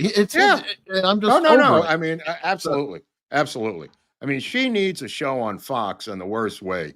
so she can have 24/7 hair and makeup people working on her. She's starting to look a little haggard, by the way. I don't know if people have seen her lately. She's starting to She look a might be little beat up. extremely successful on Fox. Yeah. Go there. God bless. Yeah. Get out. Go to Fox. Yeah. Whatever. I mean, Matt Gaetz, he's doing his thing, so you can do the same thing. Mhm. QED, $25. Thank you, Mark. My experience is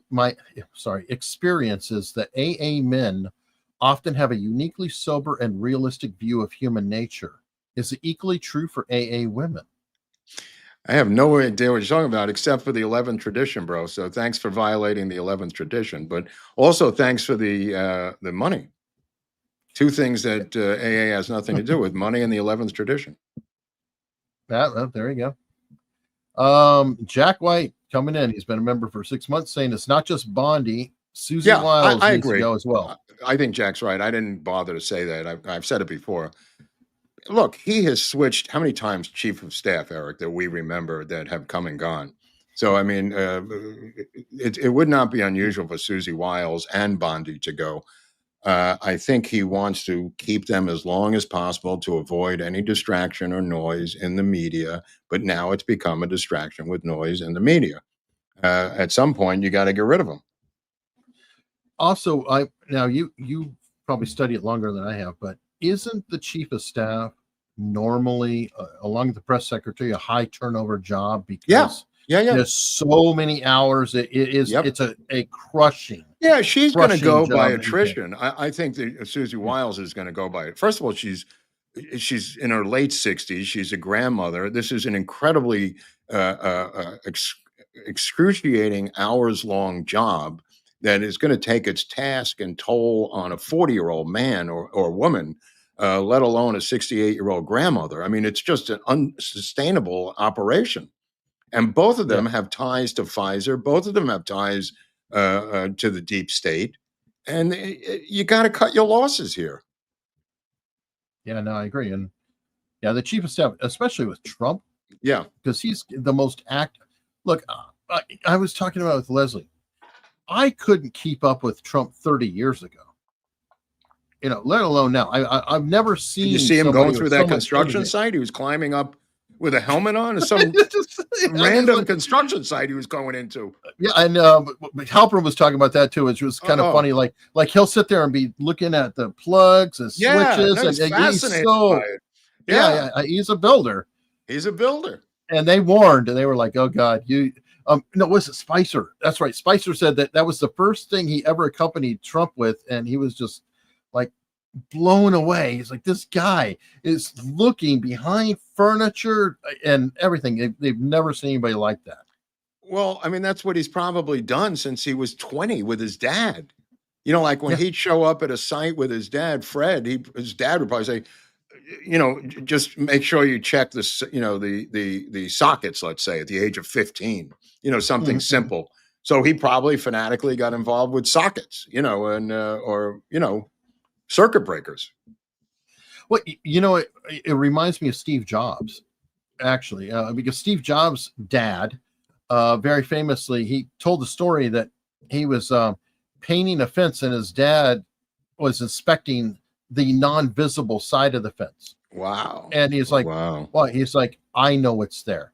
So Steve Jobs actually would complain about the design of circuit boards that are inside the computer and how it looked. So I have an appreciation of that attention to detail. It does make a difference. The reverse of the case, I asked Dr. Drew last week about his dad, who was a doctor. And I said, did you was there competition between you? And he said, yeah, but I easily surpassed him because of training and knowledge and being an internist and everything else, where his dad ends up kind of working for him. And he would make the rounds as a kid with his dad, who would make house calls in the San Fernando Valley, and learn from his dad the medical profession on how to deal with people and everything else. But he surpassed his own dad. Kind of like Trump, with Fred. Well, but it's expected, though. Yeah, that is how we know that we're in trouble. Is the past couple generations, for the first time, children are not expected to surpass their parents. And Right. they've explained it really well too. And it's part of the reason that Mamdani or whatever in New York is getting traction and things. If young people can't see themselves ever owning property, then why shouldn't they piss away all their money at Starbucks? Yeah. Why should they care about anything? They're being left behind. And I think that that's a very real concern. And, unlike, Dr. Drew's dad, he expected his son to surpass him. That's the way it's always been. Yeah. Donald Trump's Fred Trump wanted Donald, I'm sure, to surpass him, and on and on and on down the line. Well, he did tell him not to go into Manhattan, and then he told his dad to go F himself. Remember the famous story, don't go into Manhattan. But he took his licks going in Manhattan. Yeah, he lost his ass a few times. It's so. vicious in there. I mean, he got his ass kicked. Yeah, so it's on him. My real name wanted to set the record straight on Rumble Rant, saying South Park didn't take down the Muslim episode. Comedy Central did. That's true. That is true. Okay. Well, Yeah. that's a But I don't know the Scientology ones were ever taken down, were they? I don't think so.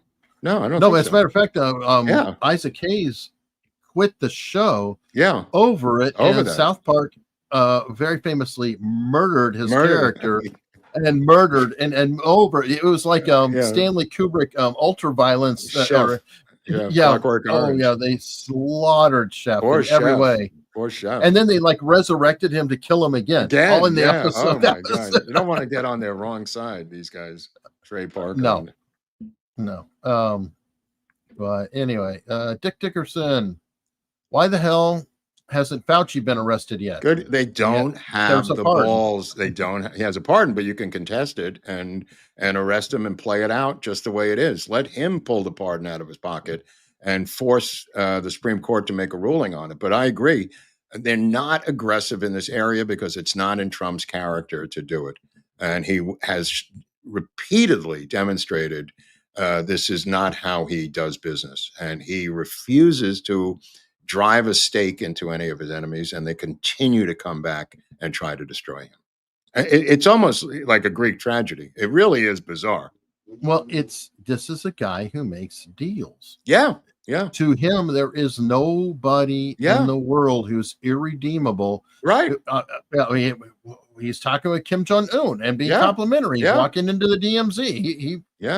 There is nobody. But he's also tone deaf to his own supporters who are demanding this all across the country, and he refuses to give them what they demand. And this will there's going to be a price to pay for this. Probably. Yeah. But he's also the type that he'll never respond to an order. Right. He's got to think of it, and you can ask him. You may be able to talk to him, but very famously, I've heard over and over and over and over again, the most important thing with Trump, if you want to have influence, is you got to be in the room.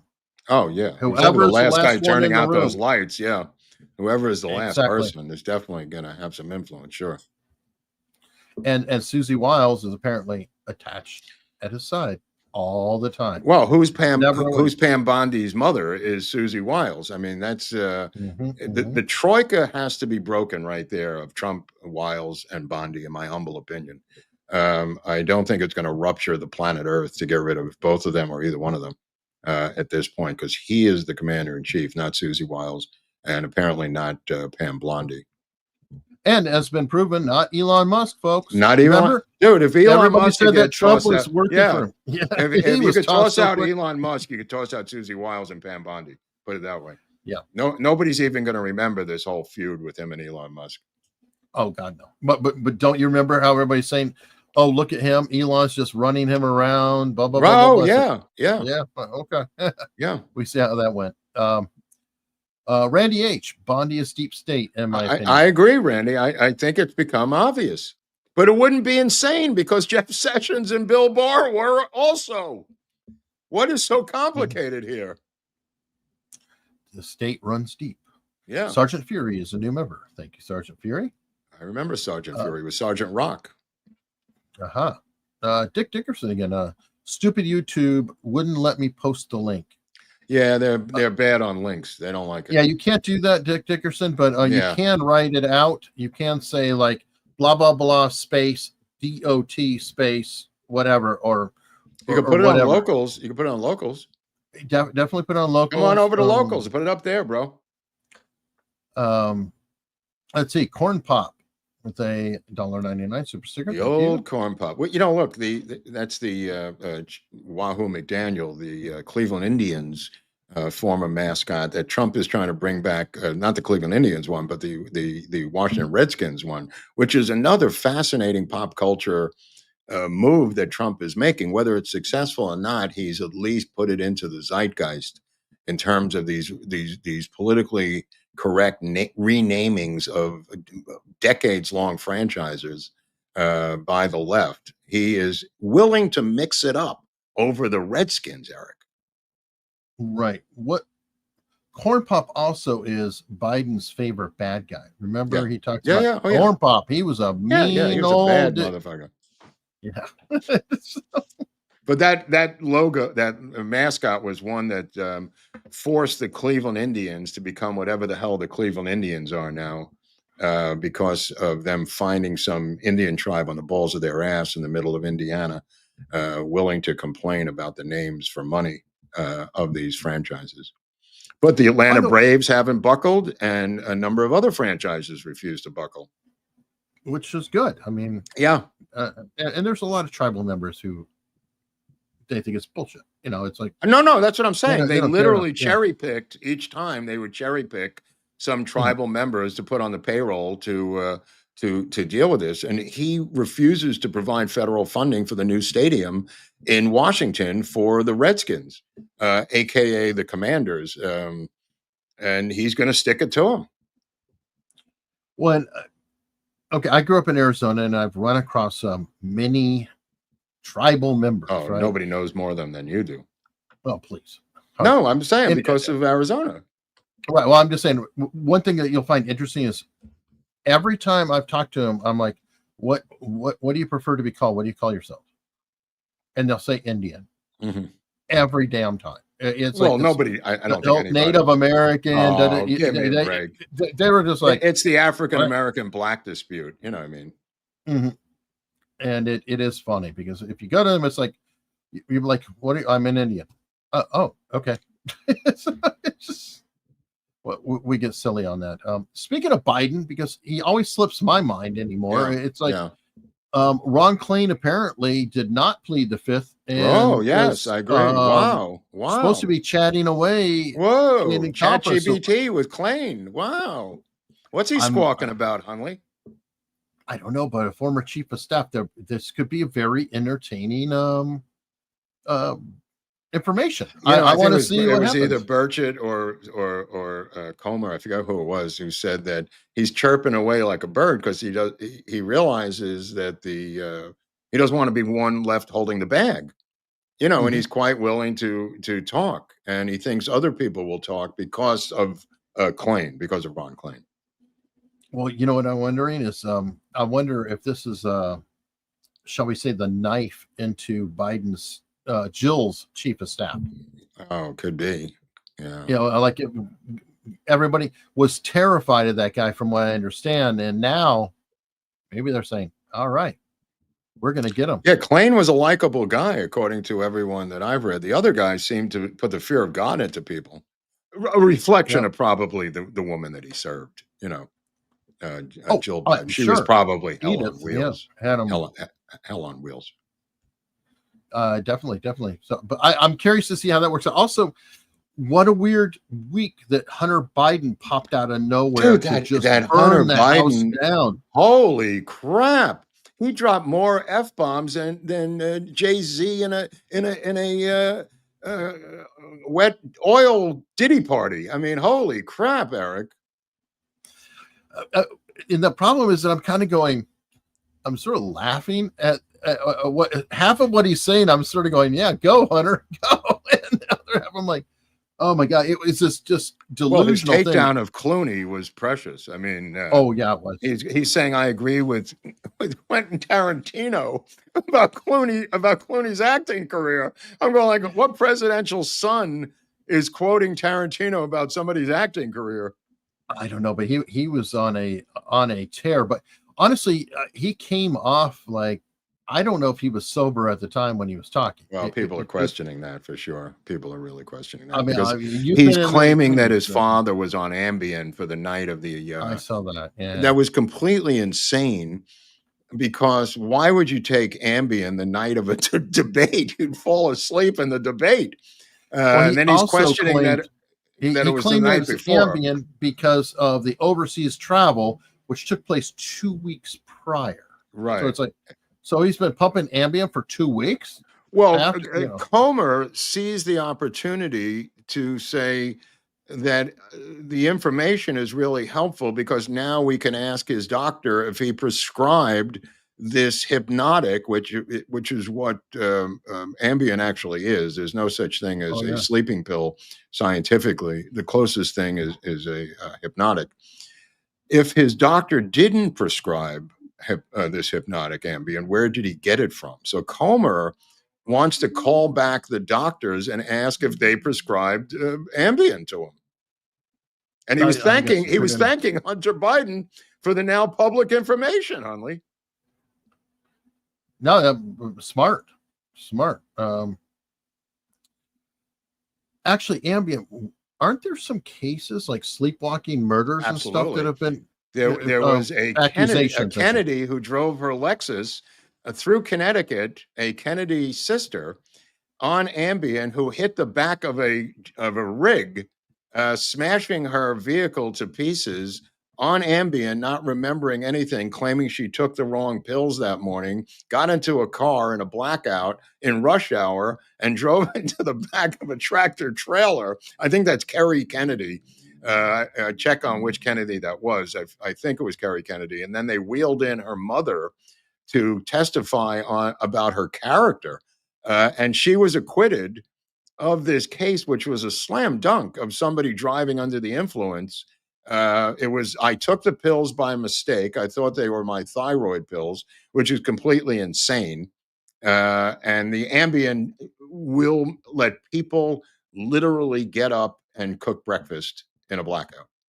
Many stories in recovery and rehabs of people getting up, almost sleepwalking, because it puts you in a hypnotic state, and making breakfast and waking up in their pajamas over a hot stove. Yeah, I've heard that, and like disappearing and driving, and it's some crazy things. But you know, it's still out there, still popular. So I guess it just doesn't really matter, does it? No, and it's used for other things. Let me just say that in other partying things. People, it is a party drug of sorts. Oh, great. Yeah. All right, Byron Morris saying if the Dems get the Epstein files, would they actually do anything with it? All this accomplishes is scoring political points. Great job, Mark, with Dr. Drew interview. Very informative and entertaining. Great job, guys. Yeah, that's it. Again, if they get the Epstein files, they'll cherry pick what they want and pull out and release it in a slow drip water torture over the period of 2 years. If that's what you want, people are so naive politically, I think, and the lack of pragmatism is breathtaking. But I didn't talk to Drew about this, of course. We were just talking about addiction a lot, and apparently the reason I'm glad he mentioned that is because Trump signed an executive order yesterday, Eric, to remove the homeless through a conservatorship process to put them into either inpatient, outpatient, or forced inpatient environments. 3 different choices. The forced inpatient would be the state institution, revitalizing closed state institutions from the 1960s. The regular inpatient would be a regular rehab, and outpatient would be outpatient. But this executive order is a huge step on the part of the administration to deal with homelessness around the country.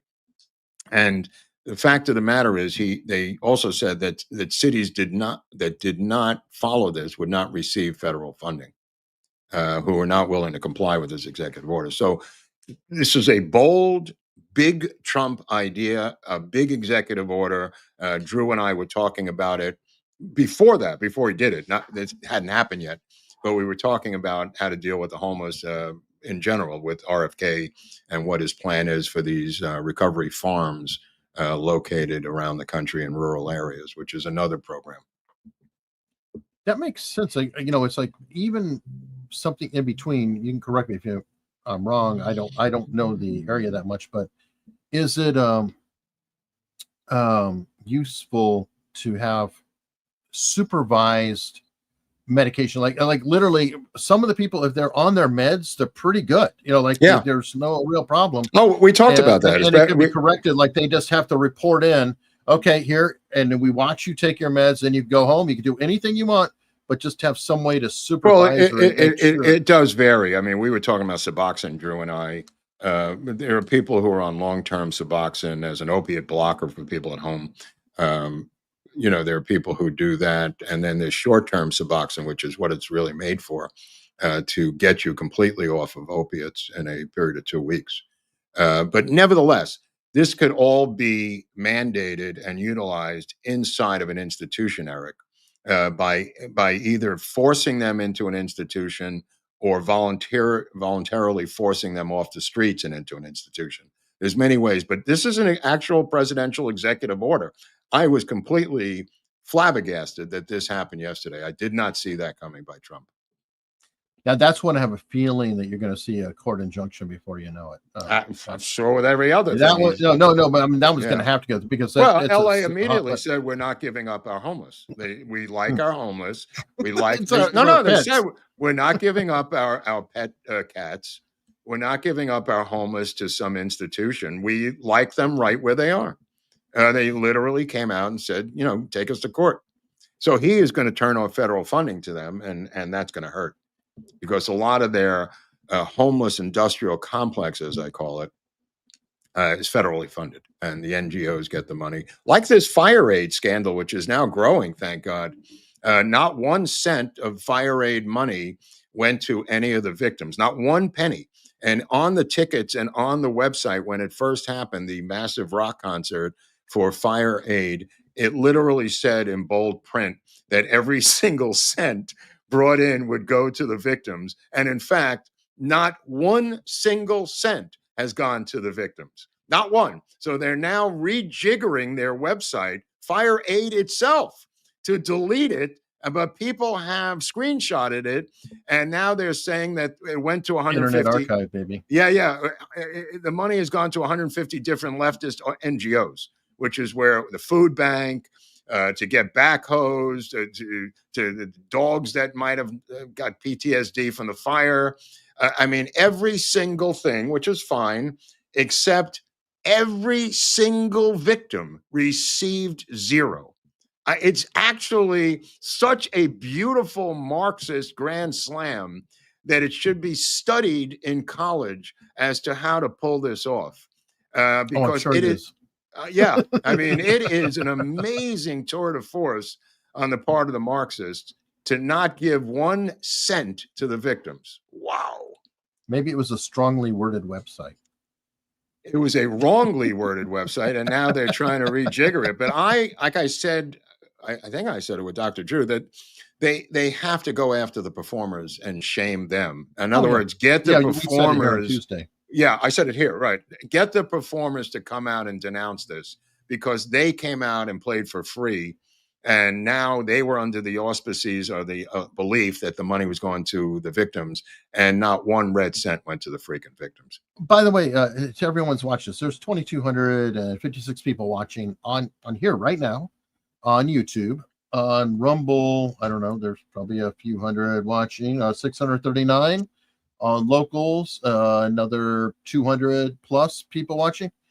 All of you who have an X account, you can ping the performers and say, what about that money? What about that money? What about you? But sometimes they see it and they might, start asking questions.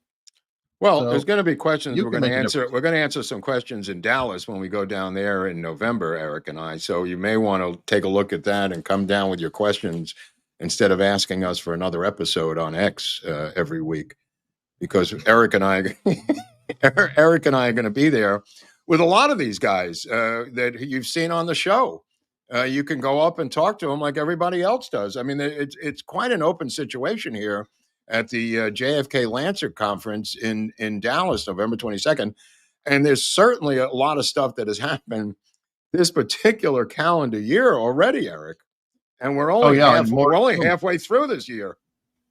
Yep, more to come. And by the way, for those that are saying, "Oh, I don't know, it's hard." I mean, I've been exchanging emails. Somebody is coming in from Australia, so if they can make it from Australia, got UK people coming in too, and yeah, you know, people from Australia come in. They come in from all over. There was Australian people the last time we were there. Yeah, there was that guy, and they not only came to the conference, but they somehow had a tour that they went on that, you know, took to all the different spots like Ruth Payne's house and where Oswald stayed and stuff like. Well, no, it's a good idea if you're in town. It's a great idea. I would do that. It's just embarrassing that people from foreign countries are more interested in the murder of your president than you are with your own grandchildren. Get your grandchildren and come to this thing and teach your grandchildren. You may be too fat and too old and don't give a shit, but apparently there's people around the world who care more about this than some people in our own country, Eric. Maybe. Yeah. Well, we've seen it. We've seen it. That's true. Somebody said, do it for your grandchildren. Bring them. Yes. And yes, we are allowing limeys. Limeys can come in too. You're allowing limeys. It's anybody could buy a ticket. They don't check your ID at the door. You know, you could come in and ask your questions, and we're quite available. However, when you do buy a ticket, you must use Untold 10. Yeah. It's very important. You use Untold 10, get the discount. You get a discount by using it, and then we get the credit. It's very important to do this. Please use Untold 10. Again, you can scan that QR code in the bottom right corner. It'll take you right to the site. Fascinating. Purchase your tickets, use Untold 10. And if you absolutely cannot come, you can always get the virtual ticket. Yeah. And you can watch it. If you're in a wheelchair, you have no legs, you can't travel, you're on the TSA list. There's a lot of reasons you can't come. I mean, let's face it. There's it's a group of varied people, but you can get the virtual, like Eric said. Absolutely. All right. Let's see. Pew Pew said, "Let's hear it for the griddle." Pew Pew's been a member for 13 months. What's the griddle? I do a show on Locals every Saturday. Okay. It's called Grill Stream, and it's just kind of a laid-back, chill show.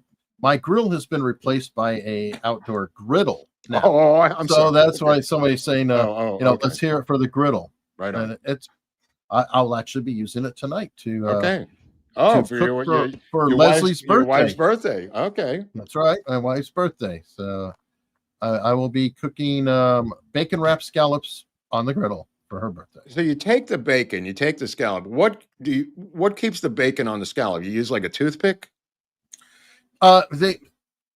These are frozen, so they come with it wrapped, and then when they're frozen, it's obviously stiff.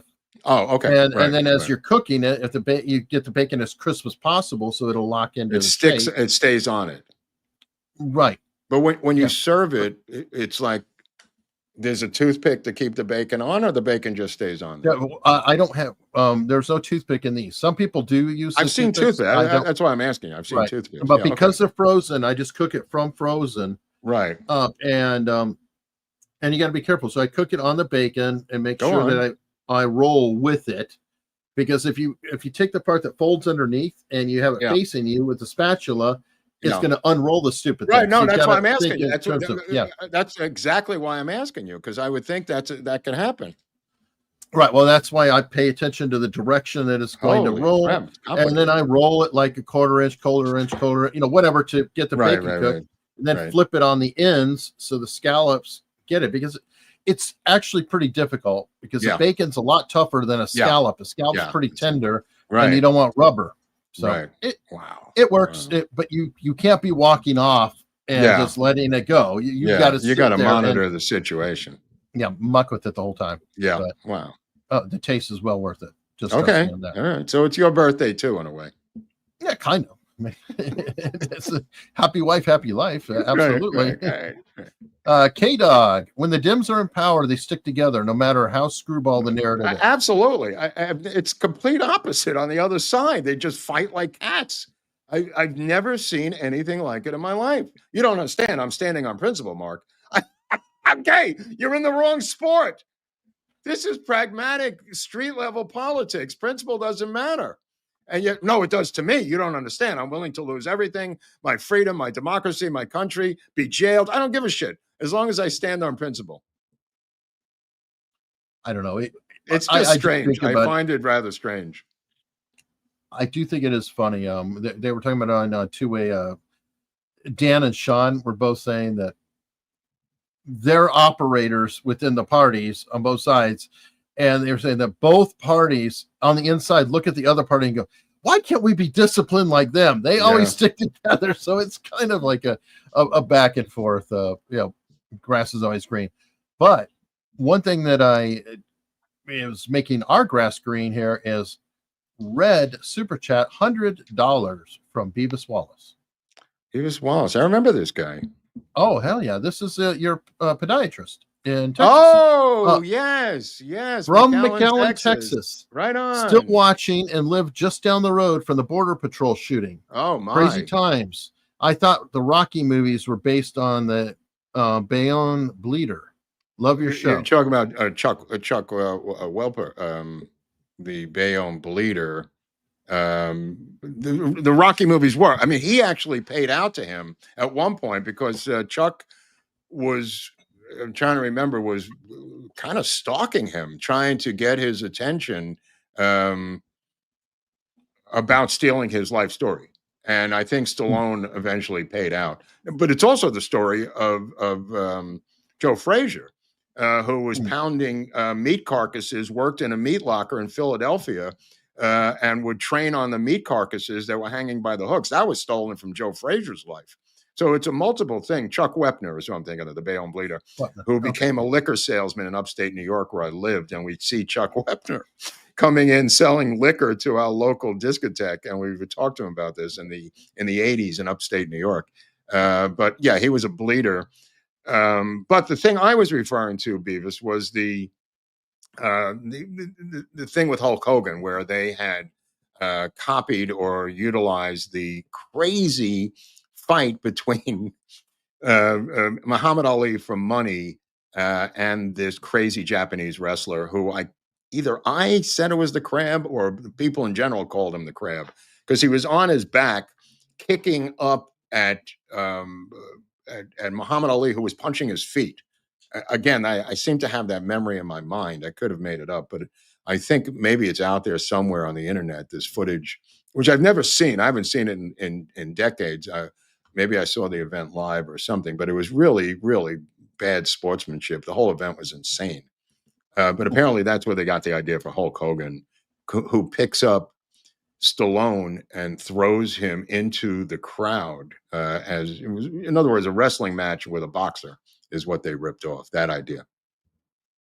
Well, isn't that kind of UFC ultimately? Right, but think about when this was. I mean, no, I know this precedes all of that. No, I'm just saying, but if you think about it, because UFC is sort of like, well, are you a jiu-jitsu person or a striker? It's like, whatever.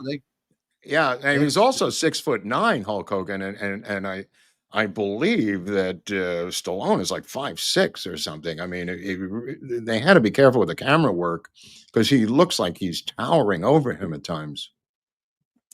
Oh, well, speaking of that, Dolph Lundgren put him in the hospital. Yeah. Because Dolph Lundgren actually could box. Yeah. And I guess Stallone is like, stop tapping me. And Dolph was like, okay. And it like stopped his heart. He hit him that hard. Wow. I mean, the Hulk was huge. Dolph Lundgren's an interesting guy because he's not only a huge, powerful guy, but he's a scientist. He has a PhD. I don't know anything about him. Really? Like electrical engineer or something. Weird. No, he's really incredible. Don't forget Steven Seagal. Oh, there's a guy. Your buddy John Leguizamo had a very bad time with Steven Seagal. Oh, I don't know. What happened to him? Oh, Steven Seagal, when they were in that movie together, I guess, grabbed him by the collar, slammed him up against the wall, and threatened to kill him. And wow, that's what happened with Andy Kaufman. With people in the chat know the wrestler who threw Andy Kaufman down in a wrestling match, and injured his back. I forget the wrestler's name. Maybe somebody in the chat remembers who that was. But there's been a bunch, because he claimed that he could defeat this wrestler, or wrestling was phony, or whatever Andy Kaufman's phony exploitation theater thing was. He got injured by this guy. Yeah. Well, two things can be true at once. Sure. Yeah. I mean, wrestling can be fake, and they can still kick your ass. Yeah, I mean, I recommend I recommend the movie The Wrestler with Mickey Rourke. One of the great films of all time. I mean, just a fantastic movie inside the world of a washed-up wrestler. Fantastic little movie. Wow. Let me see. Daniel Friedrichs. Remember for 8 months, I still call them the Indians. This is the heir to the Friedrichs air conditioning fortune. He has the luxury of calling anybody anything he wants, because he has a full law team backing him up at Friedrichs Air Conditioning. All right, fair enough. QED setting the record straight. Mark, thanks for your answer. Sorry if it's inappropriate. I'm not AA myself. Yeah, no, I figured you weren't. That's why you did that. I knew you weren't by the wording of the things. We can't really answer that because of certain conditions. Like anonymity. No. Yes, like the name of the organization. People are always shocked. Like, really? Why can't you say anything? Well, it's in the second part of the name. I don't know. That is funny. Boo Bing Bang. Or Bing Bang. I always get that so crazy. Hello from the Commie Gulag. Love your show, boys. Keeping me sane. Where's the Commie Gulag? Guantanamo Bay? Australia. Oh, Australia. Yeah. Well, New Zealand needs meth, Eric. We found that out last week's show. There you go. Phony solar panels built with meth. And one of the funniest ones was, you ever see the plastic lawn chairs that you'd have in the backyard? They caught these lawn chairs that were completely made of meth. The lawn chairs themselves were the skill. Hardened meth, and they were white lawn chairs made of meth. And somebody tested them and said the entire chair is meth. So you could smoke the chair? Yeah. Somebody said this doesn't feel like hard white plastic when handling the chairs. And in fact, the entire chair set was made of crystal meth. You got to give it to them, Eric. I was going to say, don't you kind of admire the ingenuity and smuggling sometimes? I've always admired it. I mean, I sit there and look at it, and that's like when I the stuff smuggled across the border, how they carve it into vehicles and everything. Oh yeah. I sort of look at them. See, that's why I've always had a problem with the CIA smuggling drugs into the United States, because of all of these billions of techniques that they use. Who is doing this at the CIA? You know what I mean? It's one of these questions. Smuggling people across the border in Berlin. Right. Some of the same techniques. Right. But I'm saying when you drill down talking to someone about the CIA smuggling drugs in, the argument falls apart pretty quickly, because the person who doesn't know smuggling and drugs doesn't really have any further answers other than, Ricky Ross or someone in New York doing the same thing. Mm-hmm. It would have to be a 24/7, 365-day-a-year operation nonstop by the CIA if they were in that business, because doing it once or twice is not going to help anybody. In other words, your connections have to be consistent.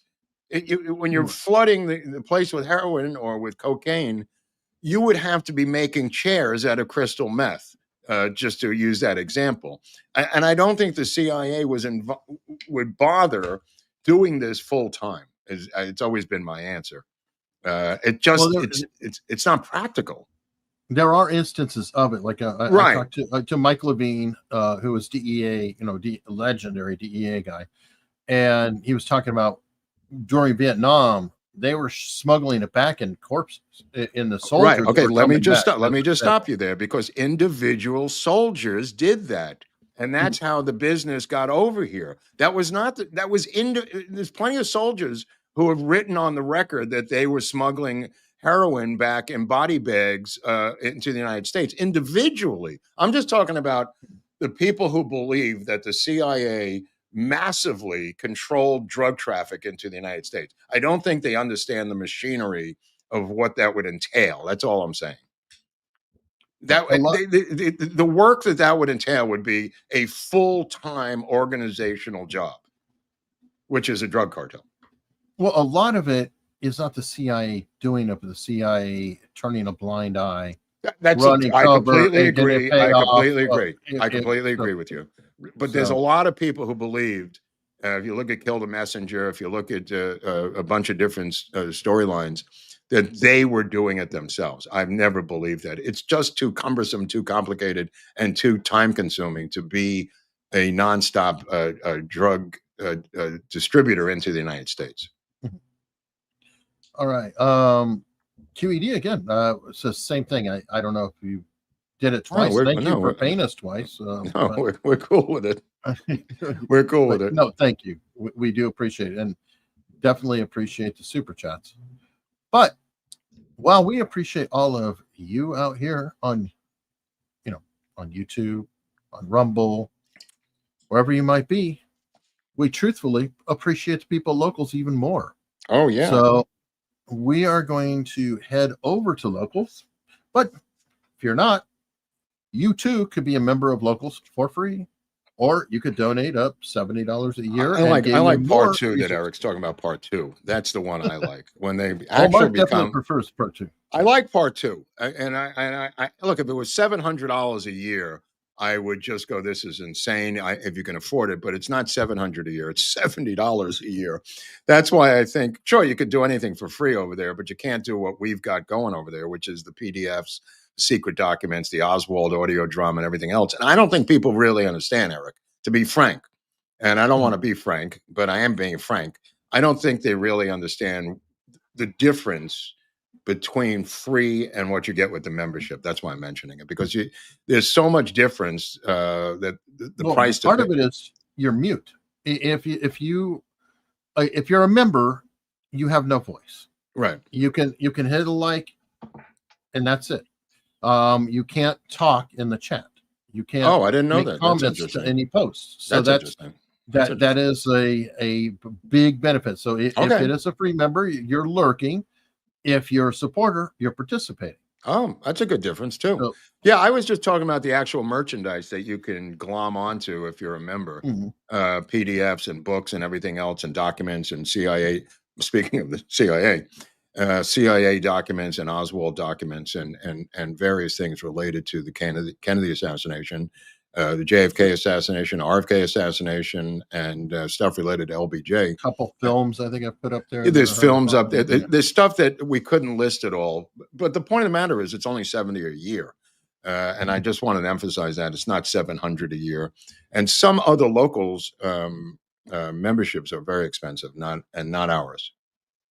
Right. And there are also some locals that literally, if you go there, you'll just see this is a paid post. This is a paid supporter. Is that true?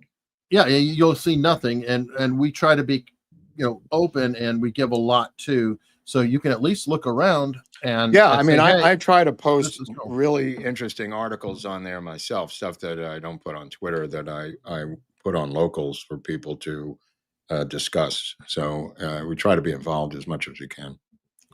All right. Well, we're going to head over there now and hope to see you. Oh, just.